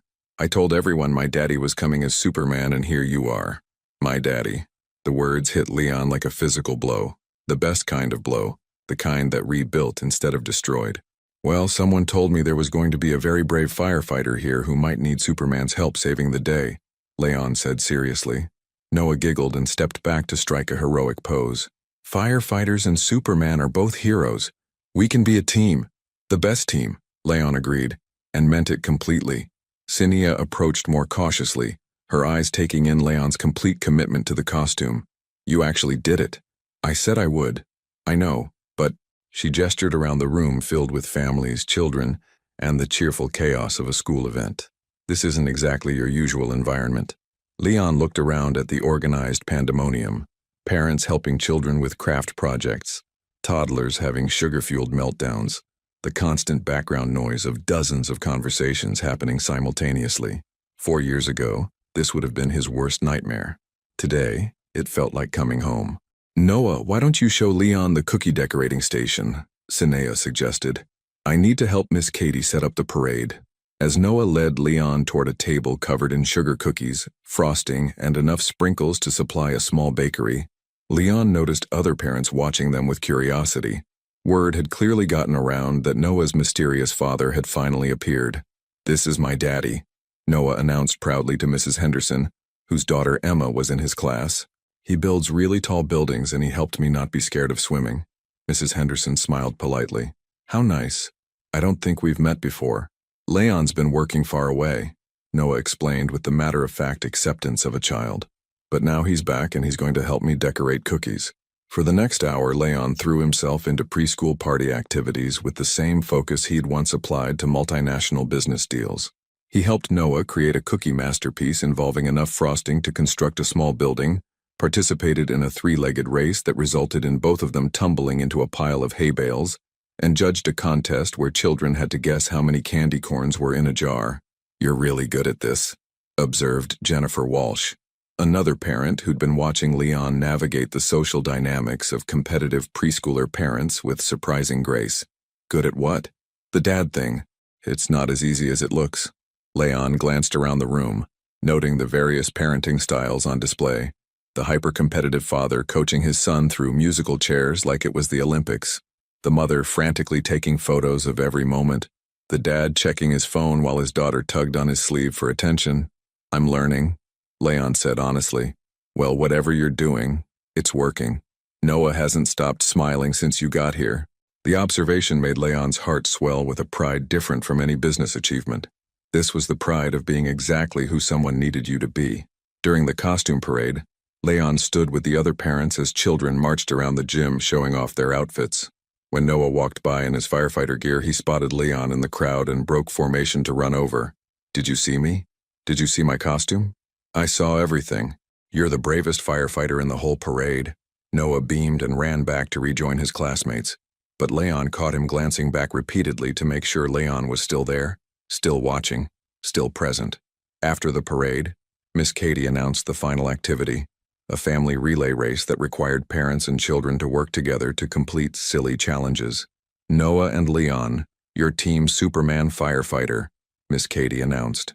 As they lined up for their turn, Noah slipped his small hand into Leon's larger one. "We're going to win because we're both heroes," he whispered confidentially. The race involved carrying an egg on a spoon, Leon's job, while Noah crawled through a tunnel. Then both of them had to work together to build a tower out of foam blocks. They didn't win. Their tower toppled spectacularly just before the finish line, but Noah's delighted laughter as blocks scattered everywhere made it feel like the greatest victory of Leon's life. "We almost had it," Noah said, not disappointed but exhilarated. "Can we try again?" "The race is over, buddy." "I know, but we could practice at home. We could get really good at building towers together." At home, as if they were already a family unit, as if it was natural that Leon would be there for tower building practice. As the party wound down and parents began collecting tired children and leftover treats, Leon helped clean up, stacking chairs and sweeping up sprinkles with the same attention to detail he'd once applied to contract negotiations. "You don't have to do that," Sinea said, approaching with a sleepy Noah in her arms. "I want to." She watched him work for a moment. "You fit in here better than I expected." "What did you expect?" "I don't know. Maybe that you'd feel above all this. That you'd check your phone constantly or make excuses to leave early." Leon straightened from picking up scattered crayons. "My phone has been off all afternoon." "I noticed." Noah, drowsy from sugar crash and excitement, reached out toward Leon. "Carry me too?" Leon's heart melted as Noah transferred from Sinea's arms to his, small hands automatically curling around Leon's neck. The weight of his son, the trust in that simple gesture, felt more valuable than any empire he'd ever built. "Did you have fun today, buddy?" "The best fun," Noah mumbled against Leon's shoulder. "All my friends met my daddy and you helped me win the cookie contest and we almost won the race and—" "I think someone needs a nap," Sinea said softly, but her eyes were on Leon's face as he held their son. As they walked to the parking lot, Noah half asleep in Leon's arms, Sinea was unusually quiet. "What's wrong?" Leon asked. "Nothing's wrong, it's just—" She paused at her car. "You were perfect in there. Patient, engaged, completely present. It's everything I dreamed of when I was pregnant, imagining what you'd be like as a father." The admission hung between them like a bridge. "But," Leon sensed there was more. Sinea's voice became very quiet. "But I'm terrified that this is temporary, that you're playing a role because it's new and exciting. But when reality sets in, when Noah gets sick at 3 a.m. or has tantrums in grocery stores or when being a parent becomes ordinary instead of magical, you'll remember why you left in the first place." Leon shifted Noah's weight, feeling his son's steady breathing against his chest. "Sinea, I've lost everything. My company, my fortune, my reputation. I signed bankruptcy papers this morning. I'm probably going to have to sell my watch to afford dinner next week." Sinea's eyes widened in shock. "Leon, but you know what? This afternoon, watching Noah show off his costume and helping him decorate cookies and seeing him include me in his idea of family, this was the best day I've had in 4 years. Maybe the best day I've ever had." A tear slipped down Sinea's cheek. "You really lost everything?" Everything that I thought mattered. But I found everything that actually does matter. Before Sinia could respond, a black sedan pulled into the parking lot. Leon recognized the car immediately. Klaus, probably with more bad news about legal complications from the bankruptcy. But it wasn't Klaus who got out of the car. It was a woman Leon had never seen before. Elegant and composed, wearing an expensive coat and an expression of barely controlled fury. She approached them directly, her eyes fixed on Leon with laser intensity. "Leon Hargrave," she said in a crisp European accent. "We need to talk. Now." Noah stirred in Leon's arms, sensing the tension. "I'm sorry, do we know each other?" Leon asked. The woman's smile was sharp as a blade. "I'm Victoria Brennan, Marcus Brennan's widow, and thanks to your little midlife crisis, my late husband's pension fund, along with the retirement savings of 2,000 families, is gone. Completely wiped out because you decided to play house instead of protecting your investors." Leon felt the blood drain from his face. Marcus Brennan had been one of his earliest investors, a man who'd trusted Leon with his employees' pension fund, a man who died of a heart attack 6 months ago, leaving behind a wife and twin daughters. "Victoria, I can explain. You can explain why you chose your personal drama over your fiduciary responsibility. You can explain why my daughter's college funds vanished because you decided being a weekend father was more important than honoring your commitments." Sinia stepped closer to Leon, instinctively protective despite not fully understanding the situation. "There must be some mistake," Sinia began. "The only mistake was trusting a man who puts his own desires above everyone else's welfare." Victoria's gaze shifted to Noah, still sleeping in Leon's arms. "Cute family. I hope it's worth the price everyone else paid for it." As Victoria got back in her car and drove away, Leon stood frozen in the parking lot, holding his son and feeling the weight of unintended consequences crashing down around him. He'd thought his choice was simple, family over fortune. But he'd forgotten that his fortune was never just his own. Other people had trusted him with their futures, their security, their children's educations, and in saving his own family, he might have destroyed dozens of others. Leon sat in his hotel room at 3 a.m., surrounded by financial documents and a laptop that displayed the devastating scope of his company's collapse.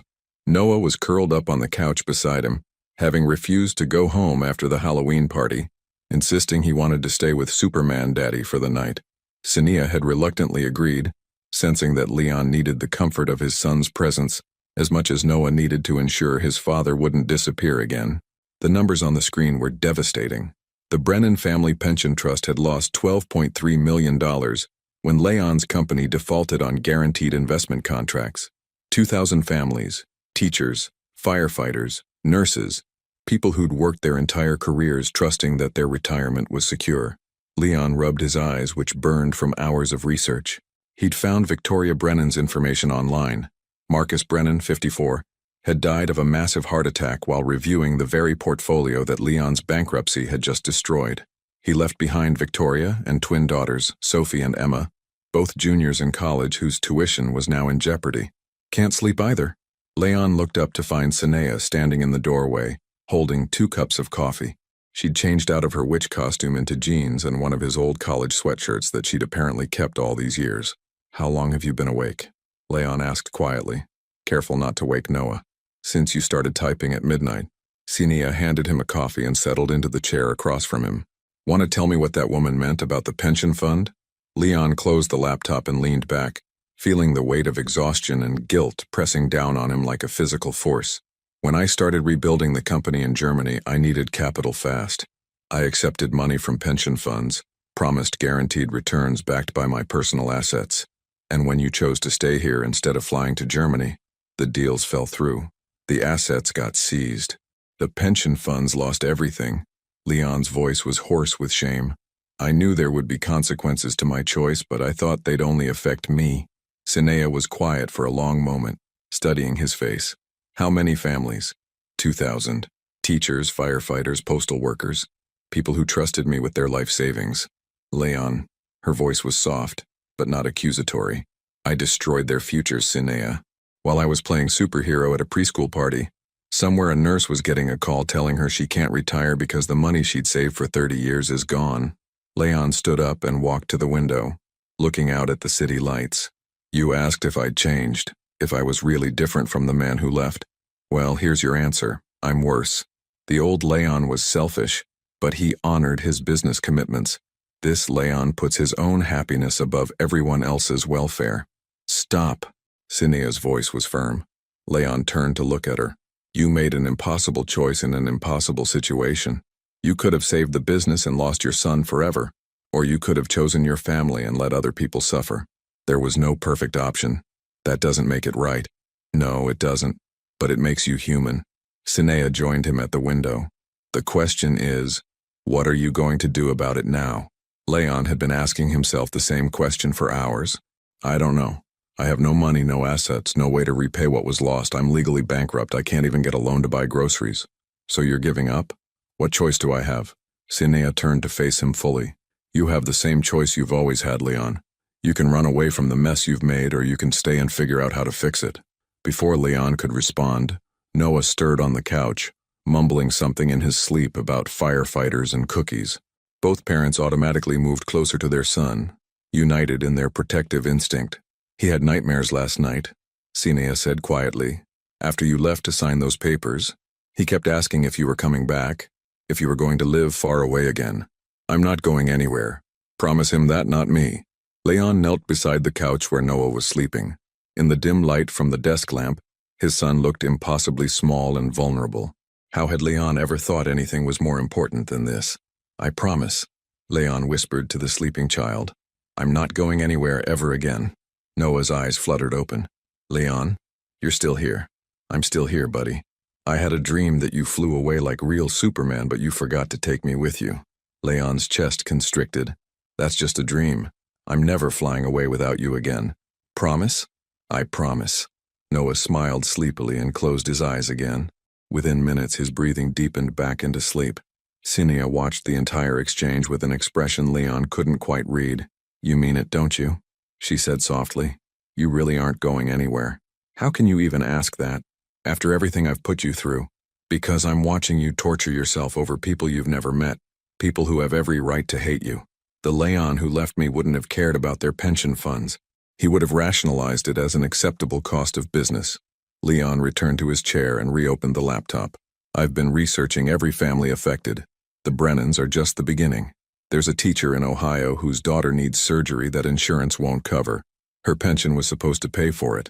A firefighter in Texas who was 6 months from retirement now has to work until he's 70. A nurse who was planning to help her grandchildren with college.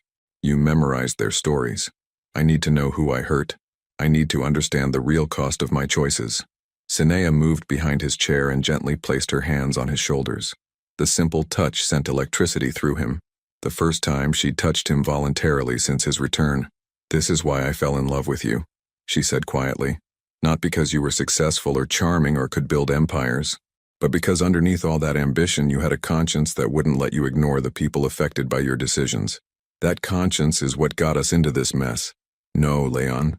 That conscience is what's going to get us out of it. Us? Cinea's hands stilled on his shoulders. I may not have forgiven you yet, and I may not trust you completely, but I'm not going to let you face this alone. Not when Noah needs you to figure out how to make this right. Leon covered one of her hands with his own. I don't deserve your help. Probably not, but you have it anyway. They spent the next hour going through the files together. Cinea's architectural mind helping Leon organize the information in ways that revealed patterns and possibilities he'd missed. Look, she said, pointing to a spreadsheet. Most of these people aren't just facing retirement problems. They're dealing with immediate financial crises. Medical bills, college tuition due in January, mortgage payments they can't make. Which makes it worse. They need help now, not in 5 years when I might theoretically rebuild something. Or it makes it manageable. Instead of trying to replace $12 million at once, we help with the most urgent situations first. A few thousand here, a few thousand there. With what money? I told you I'm bankrupt. Cinea was quiet for a moment, then said, What about your personal assets? The cars, the watches, the art collection, all seized by creditors or tied up in litigation. Everything? Leon thought for a moment. There is one thing. I have a property in Montana that was in my name before I married you.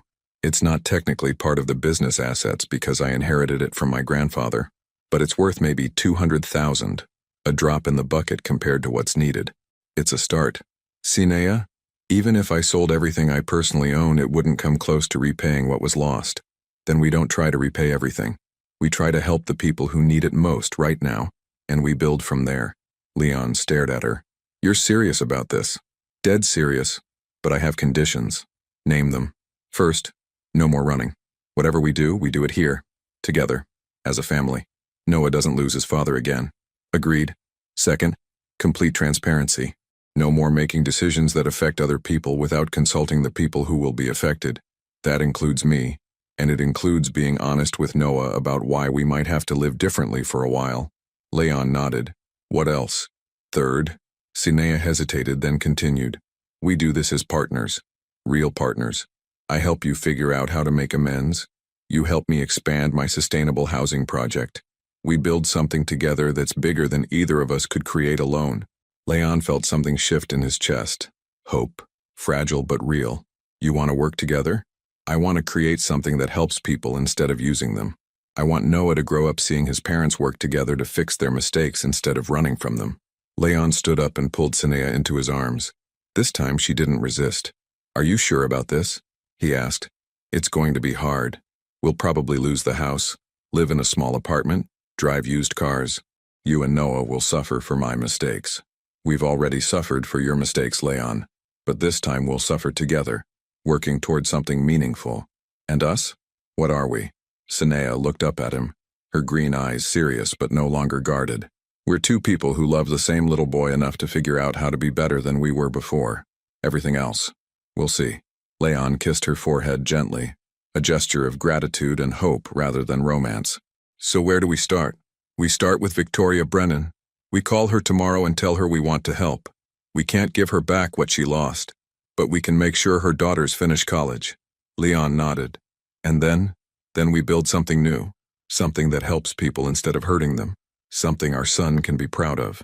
As the sun began to rise over the city, Leon felt something he hadn't experienced in 4 years. Not hope for personal redemption, but determination to create something bigger than himself. He'd lost an empire, but he was about to build something infinitely more valuable, a life worth living. The law offices of Brennan and Associates occupied the 15th floor of a glass tower that Leon had once admired from an architectural standpoint. Now standing in the marble lobby with Sinea beside him and Noah's hand in his, Leon felt like he was entering a courtroom where he'd already been found guilty. Are you sure about bringing Noah? Sinea asked quietly as they waited for the elevator. She should see him, Leon said. She should understand that the choices I made affected real people too, including a 3-year-old who had no say in any of this. Noah looked up at him with curious eyes. Why are we visiting the sad lady, Leon? Leon had tried to explain the situation in terms a preschooler could understand. Sometimes grown-ups make mistakes that hurt other people, and when that happens, they have to try to fix it. Because I made a mistake that made her very sad, and I want to tell her I'm sorry and try to help.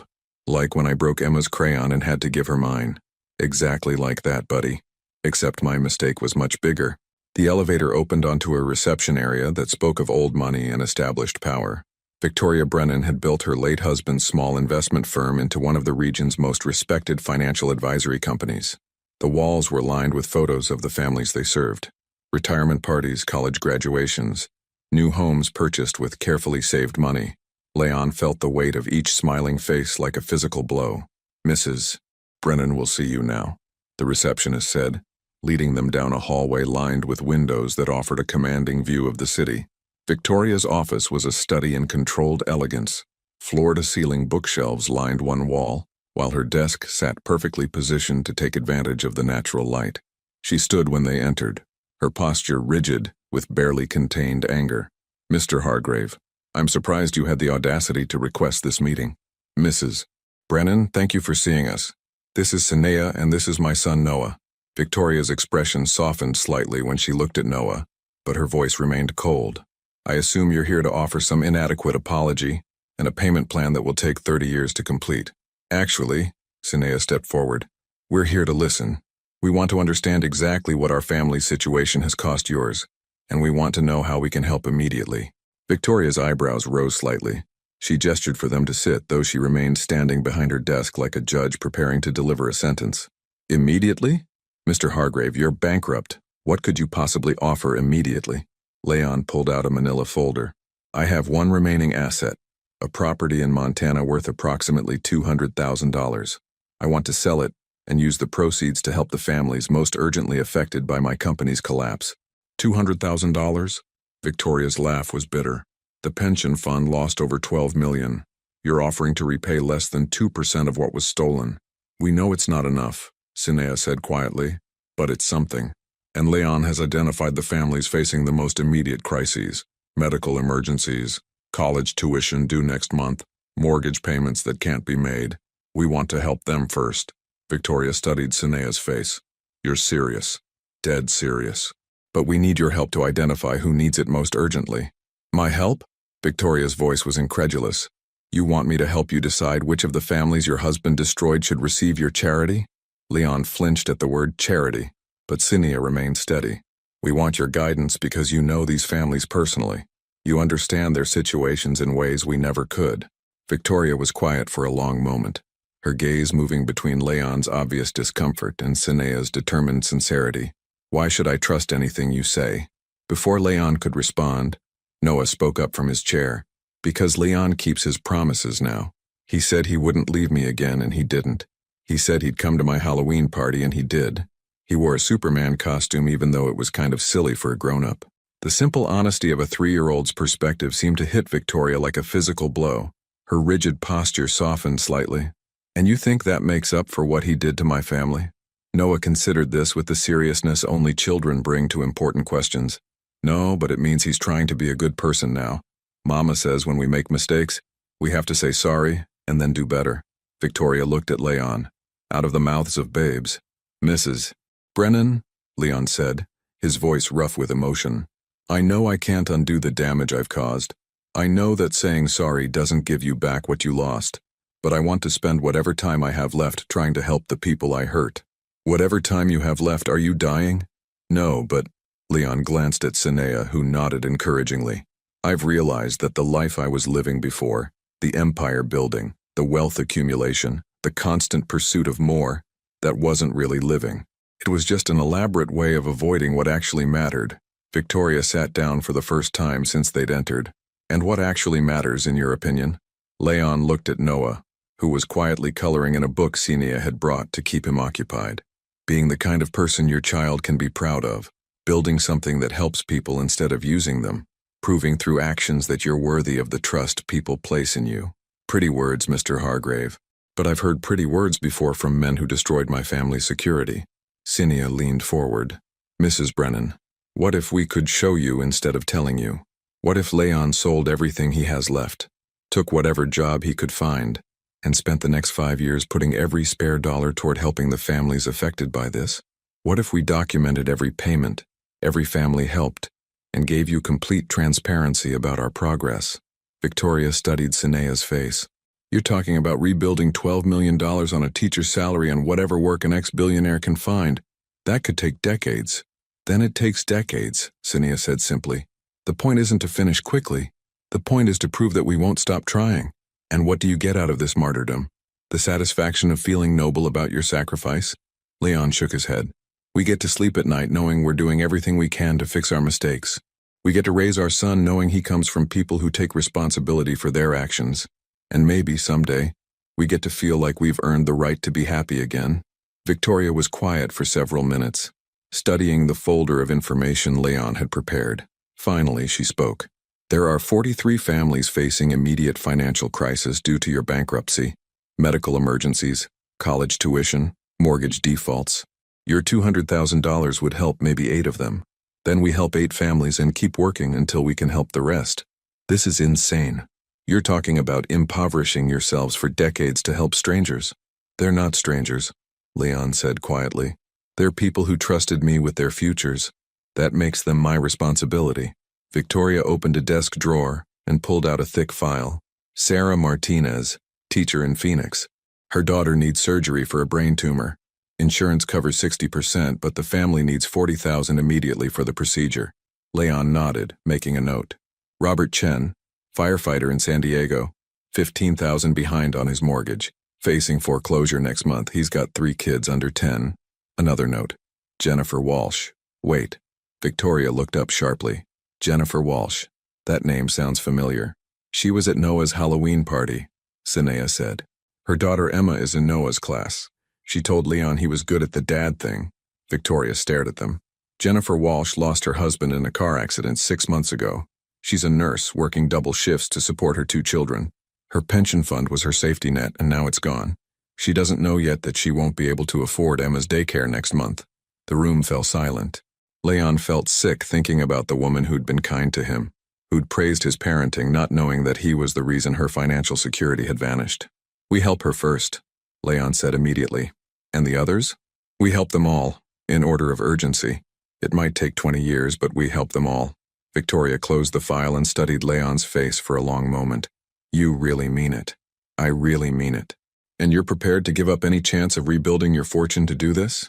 Leon looked at Noah, who had finished coloring and was now building a tower out of paper clips from Victoria's desk. "I already found something worth more than any fortune." Victoria followed his gaze to the small boy who was quietly narrating an elaborate story about his paperclip construction project. "All right," she said finally. "I'll help you, but I have conditions." "Name them." "First, complete financial transparency. I see every dollar you earn, every dollar you spend, every payment you make. No hidden assets, no secret accounts." "Agreed." "Second, you work with a financial counselor. I choose to ensure you're living as modestly as possible while maximizing what goes to restitution." "Agreed." "Third, if you ever, and I mean ever, try to rebuild a business empire instead of focusing on this repayment, our agreement ends, and I pursue legal action for the remaining balance." Leon nodded without hesitation. "Agreed." Victoria stood up and extended her hand. "Then let's begin the long road back." As Leon shook her hand, he felt something he hadn't experienced since his return. Not hope for redemption, but the solid ground of purpose beneath his feet. "There's one more thing," Victoria said as they prepared to leave. "I want to meet with you monthly in person to review your progress. And I want Noah to come with you." "Why?" Sinea asked. Victoria's expression softened as she looked at Noah, who was showing her his paperclip tower.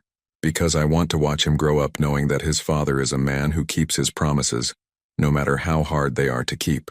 The world needs more children who believe that's possible." As they left the office building, Noah skipped between them, chattering about the nice lady who let him play with her paperclips. "That went better than expected," Sine said quietly. "Did it? We just committed to decades of debt repayment." "Yes, but we committed together, as a team." Leon stopped walking and turned to face her fully. "Sinea, are you sure about this? Really sure? Because once we start down this path, there's no going back to the easy life." Sinea looked at him with clear, steady eyes. "Leon, I've been living the easy life for 4 years. It's incredibly boring. I'm ready to build something that matters." As they walked toward the car, Leon felt his phone buzz with a text message. For the first time in weeks, he looked at it immediately. Not because business called, but because he wondered if it might be one of the families they were committed to helping. It wasn't. It was Rebecca, his former assistant. "Saw the news about your bankruptcy. I'm sorry, Leon. You built something amazing even if it ended badly. Whatever you do next, I know it will be remarkable." Leon showed the message to Sinea, who smiled. "She's right, you know. Whatever we build next will be remarkable because this time we're building it for the right reasons." As they drove home to start their new life, Leon realized that losing everything had given him something priceless. The chance to discover what he was actually capable of when he stopped trying to impress the world and started trying to improve it. 6 months later, Leon stood in the cramped kitchen of their 2-bedroom apartment, making pancakes while Noah sat at their second-hand table, carefully writing thank you cards to the families they'd helped. The Montana property had sold, and true to his word, Leon had used every penny to help 8 families through their most urgent crises. Sarah Martinez's daughter had gotten her surgery. Robert Chen had saved his house. Jennifer Walsh could afford daycare for another year. But the real test was coming today. "Daddy, how do you spell grateful?" Noah asked, his tongue poking out in concentration as he gripped his crayon. "Daddy." The word still made Leon's chest swell with emotion, even after Noah had been saying it for 3 months. "Grateful, Leon spelled out, flipping a pancake that was only slightly burned around the edges. Sinea emerged from their shared bedroom. They'd been sleeping in the same bed for 2 weeks now, though they hadn't officially discussed what that meant, wearing her best dress and the nervous expression she got before important meetings. "The investors will be here at 10, she said, accepting the coffee Leon handed her. "Are you ready for this?" Leon looked around their small apartment. 6 months ago, he'd lived in a penthouse suite and owned properties on 3 continents. Now he worked construction during the day and drove for a delivery service at night, every spare dollar going toward restitution payments. They shopped at thrift stores, cooked meals at home, and their entertainment budget consisted of library books and playground visits. He'd never been happier in his life. "I'm ready," he said. "The question is, are they ready for us?" Today was the day they'd been working toward since that meeting with Victoria Brennan. Sinia had spent months developing her sustainable housing project, affordable, environmentally friendly homes designed for working families. Leon had used his architectural knowledge to help refine the plans, and together they'd created something revolutionary, housing that cost half the market rate while providing twice the energy efficiency. The doorbell rang, and Leon felt his stomach tighten. These weren't just any investors. They were representatives from the Brennan Family Foundation, the charitable organization Victoria had established using her late husband's life insurance money. "I'll get it," Noah announced, running to the door. "Let Mama get it, buddy," Leon said gently. Sinia opened the door to reveal Victoria Brennan, accompanied by 2 men in expensive suits who looked slightly uncomfortable in the modest apartment building hallway. "Victoria," Sinia said warmly, "thank you for coming. Wouldn't miss it." Leon, Noah. Victoria had softened considerably over the past 6 months, their monthly meetings evolving from suspicious interrogations to genuine collaboration. "These are David Kim from Sustainable Development Partners and Marcus Williams from Green Future Capital." The men entered, their eyes taking in the modest apartment with obvious surprise. Leon could practically see them wondering how someone living in such basic circumstances could possibly have a business proposal worth their time. "Gentlemen," Leon said, extending his hand, "thank you for considering our project. Frankly, Mr. Hargrave," David Kim said, "we're here as a favor to Mrs. Brennan. Your bankruptcy made international news. What makes you think anyone would trust you with investment capital again?" Noah looked up from his thank you cards. "Because Leon always keeps his promises now. He helped 8 families even though it made us poor." The simple statement from a 3-year-old hung in the air like a challenge. "Noah's right," Victoria said. "Leon has made every restitution payment exactly when promised, despite working 70-hour weeks at jobs that pay a fraction of what he once earned. He's proven that his word means something now." Marcus Williams studied Leon's face. "The proposal you sent is impressive. Affordable housing with net zero environmental impact. But the profit margins are so thin, we'd barely break even." "That's the point," Sinia said, setting up her laptop on their small dining table. "This isn't about maximizing profit. It's about creating sustainable communities that working families can actually afford." She pulled up the presentation they'd spent months perfecting. Architectural plans, environmental impact studies, financial projections that prioritized social benefit over investor returns. "Current housing developments focus on luxury features that inflate costs," Leon explained. "We've eliminated everything unnecessary and focused on quality, efficiency, and livability." "But why would investors choose minimal profits over maximum returns?" David asked. Leon and Sinia exchanged a look. This was the moment they'd prepared for, the question that would determine whether their vision could become reality. "Because," Leon said, "some things are worth more than money." He pulled out a folder filled with letters, dozens of them, handwritten on various types of paper. "These are from the families we've helped with restitution payments. Sarah Martinez's daughter sent us a drawing of herself after her surgery, healthy and smiling. Robert Chen invited us to his son's birthday party because, quote, 'You saved our home.' Jennifer Walsh wrote to tell us that her daughter Emma talks about Noah every day, and that knowing there are people like us in the world gives her hope." Leon's voice grew stronger as he continued. 6 months ago, I thought success meant having more than everyone else. Now I know success means lifting everyone up with you." Marcus Williams was studying the letters, his expression thoughtful. "These are remarkable. This housing project isn't just about building homes," Sinia added. "It's about proving that business can be a force for good, that we can create value for investors while creating hope for families." Victoria stepped forward.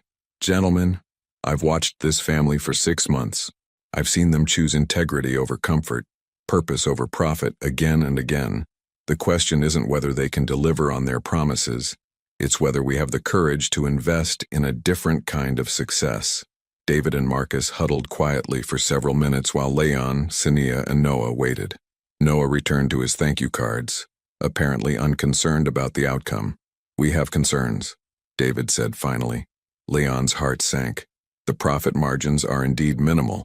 The construction timeline is ambitious, and frankly, your recent bankruptcy makes this a significant risk. However, Marcus continued, the social impact potential is extraordinary, and Mrs. Brennan's foundation specializes in high-impact, low-profit investments. "What are you saying?"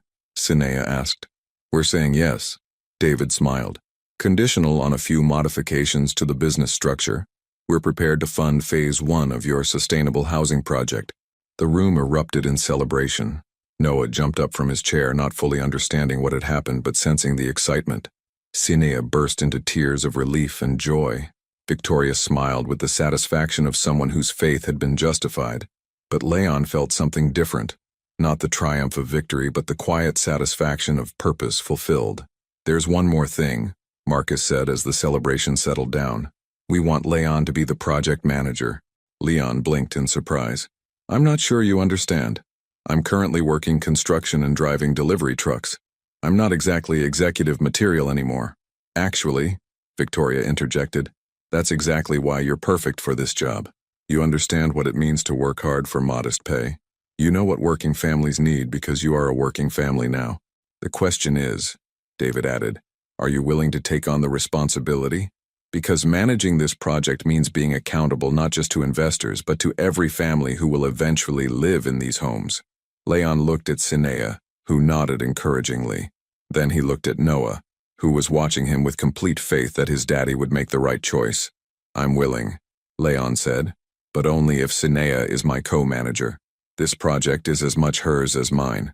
"Deal," Marcus said, extending his hand. As the investors left with promises to send contracts by the end of the week, Leon found himself alone with his family in their small apartment. Outside the window, the city buzzed with its usual energy, but inside their home everything felt perfectly still and right. "We did it," Sinea said softly, curling up beside him on their second-hand couch. "No, we're just getting started." Noah climbed into Leon's lap, bringing his finished thank you cards. "I wrote one for you too," he said shyly, handing Leon a piece of construction paper covered in careful crayon letters. "Dear Daddy Leon," Leon read aloud, "thank you for coming back and not leaving again. Thank you for helping sad families. Thank you for making pancakes and reading stories and teaching me to swim. Thank you for being my daddy. Love, Noah." Leon's throat was too tight to speak. He pulled Noah closer, breathing in the scent of crayons and childhood that had become his favorite perfume. "There's something else," Sinea said quietly. "Something I've been waiting for the right moment to tell you." Leon looked at her, noting the nervous excitement in her voice. "I'm pregnant."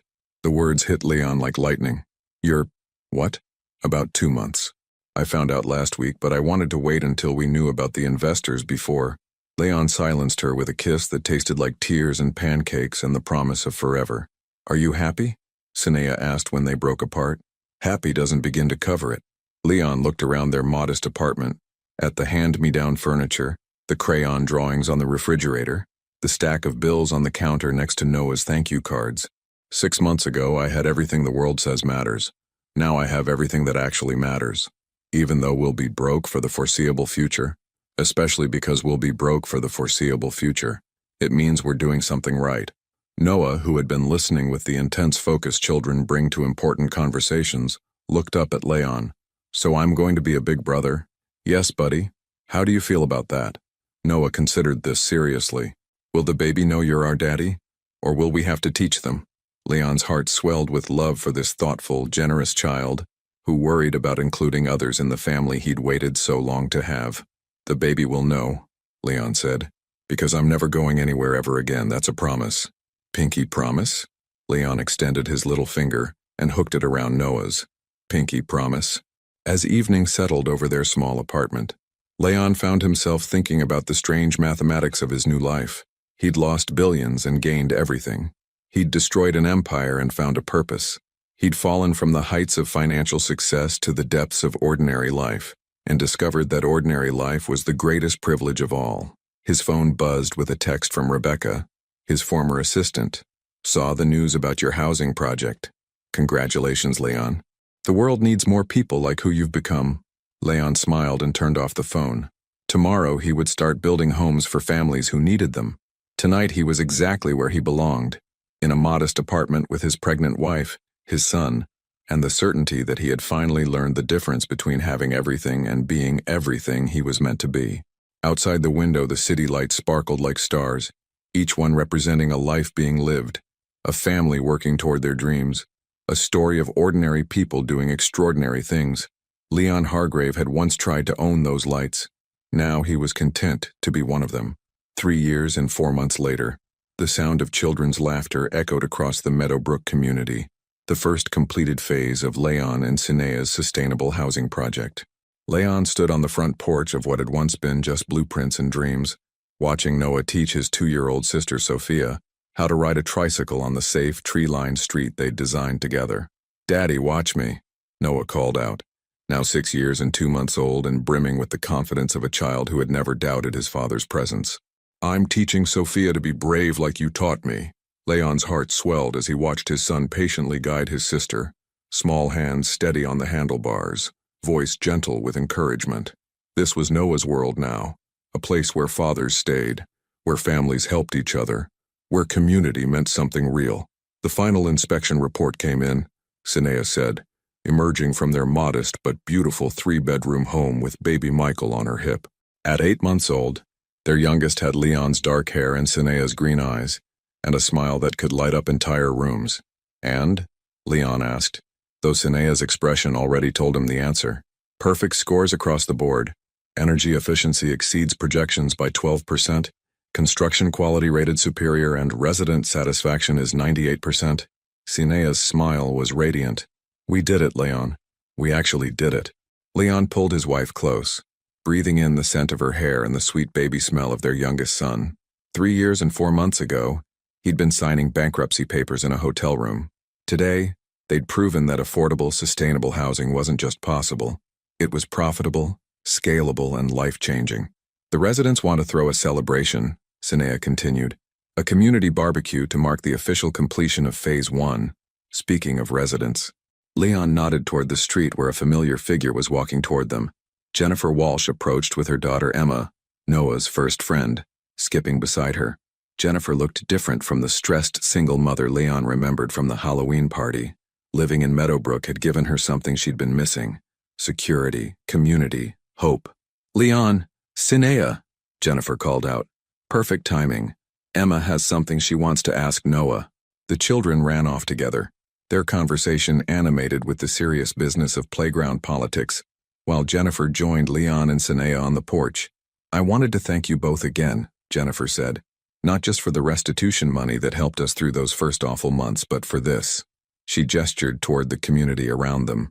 "Emma has never been happier, and I finally feel like I can breathe again." "How's the nursing program going?" Sinea asked. "I graduate next month, and thanks to the childcare center you built into the community design, I was able to study while Emma was safe and happy just down the street." This had been one of Sinea's innovations, integrating essential services into the housing development so that working parents didn't have to choose between career and family. "We're the ones who should be thanking you," Leon said. "You believed in this project before we'd even broken ground. That meant everything." Jennifer smiled. "Hard not to believe in people who prove every day that they keep their promises." As Jennifer left to collect Emma for dinner, Victoria Brennan's car pulled into the small parking area designated for visitors. She emerged carrying a familiar manila folder and wearing an expression Leon had learned to associate with good news. "Monthly report time?" Leon asked. "Final report time," Victoria corrected, climbing the porch steps. "As of today, you've officially completed restitution payments to all 43 affected families." The words hit Leon like a physical blow. 3 years, 4 months, and 12 days since that devastating meeting in Victoria's office. 3 years of 70-hour work weeks, careful budgeting, and every spare dollar going toward making amends. "All of them?" Sinea asked, her voice barely above a whisper. "Every single family. Full restitution plus interest." Victoria's formal tone gave way to genuine warmth. "Leon, when you first walked into my office, I thought you were just another wealthy man trying to buy his way out of guilt. I was wrong. I had a lot of help," Leon said, looking at Sinea. "Yes, but you made the choice to accept that help instead of running away again. That made all the difference." Victoria opened the folder and pulled out a document. This is the official completion certificate from the Brennan Family Foundation. You are hereby released from all restitution obligations. Leon stared at the paper, feeling the weight of 3 years lifting from his shoulders. But instead of relief, he felt something unexpected, a sense of loss. What's wrong? Sinea asked, reading his expression. It's just, this work helping those families, it gave my life meaning. Without it, I'm not sure. Leon, Victoria interrupted gently. Do you really think your work helping families is over? She gestured toward the community around them. Children playing safely in the streets, parents chatting on front porches, gardens growing in carefully planned green spaces. You've created something that will help families for generations. Phase 2 of Meadowbrook is already being planned, and 3 other cities have requested proposals for similar projects. Your real work is just beginning. As if summoned by their conversation, Noah came running up the porch steps, his face flushed with excitement from playing. Daddy, Emma says her mama is going to be a nurse now, and Mrs. Chen is going to college because her kids are safe at the community center. And Mr. Martinez is teaching other daddies how to fix things because he learned from watching you work. Leon knelt down to Noah's level. That's wonderful, buddy. And you know what else? Everyone says this is the best place they've ever lived because you and Mama made it special for families. Out of the mouths of babes. Leon felt tears pricking at his eyes as he realized that his son had just articulated something he'd been struggling to understand. That success wasn't about what you achieved for yourself, but what you made possible for others. There's something else, Victoria said as they prepared to go inside for dinner. The Brennan Family Foundation wants to fund Phase 3 of your project, a community specifically designed for elderly residents who want to age in place while staying connected to families. Leon and Sinea exchanged a look of excitement and terror. That would be incredible, Sinea said, but the complexity would be enormous. Leon finished. The design challenges alone would push you both to create something even more innovative than what you've already built, Victoria completed. The question is, are you ready for the next challenge? Leon looked around at his family, Noah now carrying baby Michael while chattering to Emma about his baby brother, Sinea, watching them both with the serene confidence of a woman who knew she was exactly where she belonged. 3 years ago, Leon had measured his worth by the size of his bank account and the reach of his empire. Tonight he measured it by the laughter of children playing safely in the street, the trust in his wife's eyes, and the certainty that tomorrow he would wake up and continue building something that mattered. We're ready, he said. As the sun set over Meadowbrook, painting the sustainable homes in golden light, Leon felt his phone buzz with a text. For a moment, old habits made him tense. Would this be another crisis requiring his immediate attention? But it was Noah's teacher, Miss Sarah, sending a photo from the school's career day. Noah standing proudly next to a poster he'd made titled, "My Daddy Builds Homes for Families." Leon showed the photo to Sinea, who smiled through happy tears. "Remember when you asked me if I thought you'd changed?" she said softly. "I remember. Look around, Leon. This community, these families, the man our children call Daddy. You didn't just change. You became everything you were always meant to be." That night, after the children were asleep and the community had settled into peaceful quiet, Leon and Sinea sat on their front porch, planning Phase 3 and dreaming about the families they would help next. In the distance, they could hear the sounds of their neighborhood, televisions murmuring behind windows, parents calling children inside for baths, the ordinary symphony of people living ordinary lives in extraordinary security. Leon had once owned skyscrapers that touched the clouds. Now he owned something infinitely more valuable, the knowledge that he had helped create a place where children could grow up safe, where parents could sleep peacefully, where families could thrive. "Any regrets?" Sinea asked as they prepared to go inside. Leon looked at the modest home they'd built together, thought about the billionaire lifestyle he'd left behind, and smiled. "Just one. What's that? I wish I'd figured all this out sooner." As they turned off the porch light and headed inside to their family, Leon realized that he'd finally answered the question that had haunted him for years. What was the point of building an empire if you had no one to share it with? The answer was simple. You didn't build an empire at all. You built a home, and then you helped everyone else build theirs too. Looking back on Leon's journey from billionaire to bankruptcy to true success, one question remains. When faced with the choice between what the world values and what actually matters, would you have the courage to choose love over money, presence over power, and community over conquest? Share your thoughts below. Your participation means everything to our channel. Thank you for watching. If you enjoyed the story, please subscribe to our channel and leave a comment below letting us know what you thought. Your feedback and support mean a lot to us. Stay tuned for more exciting stories.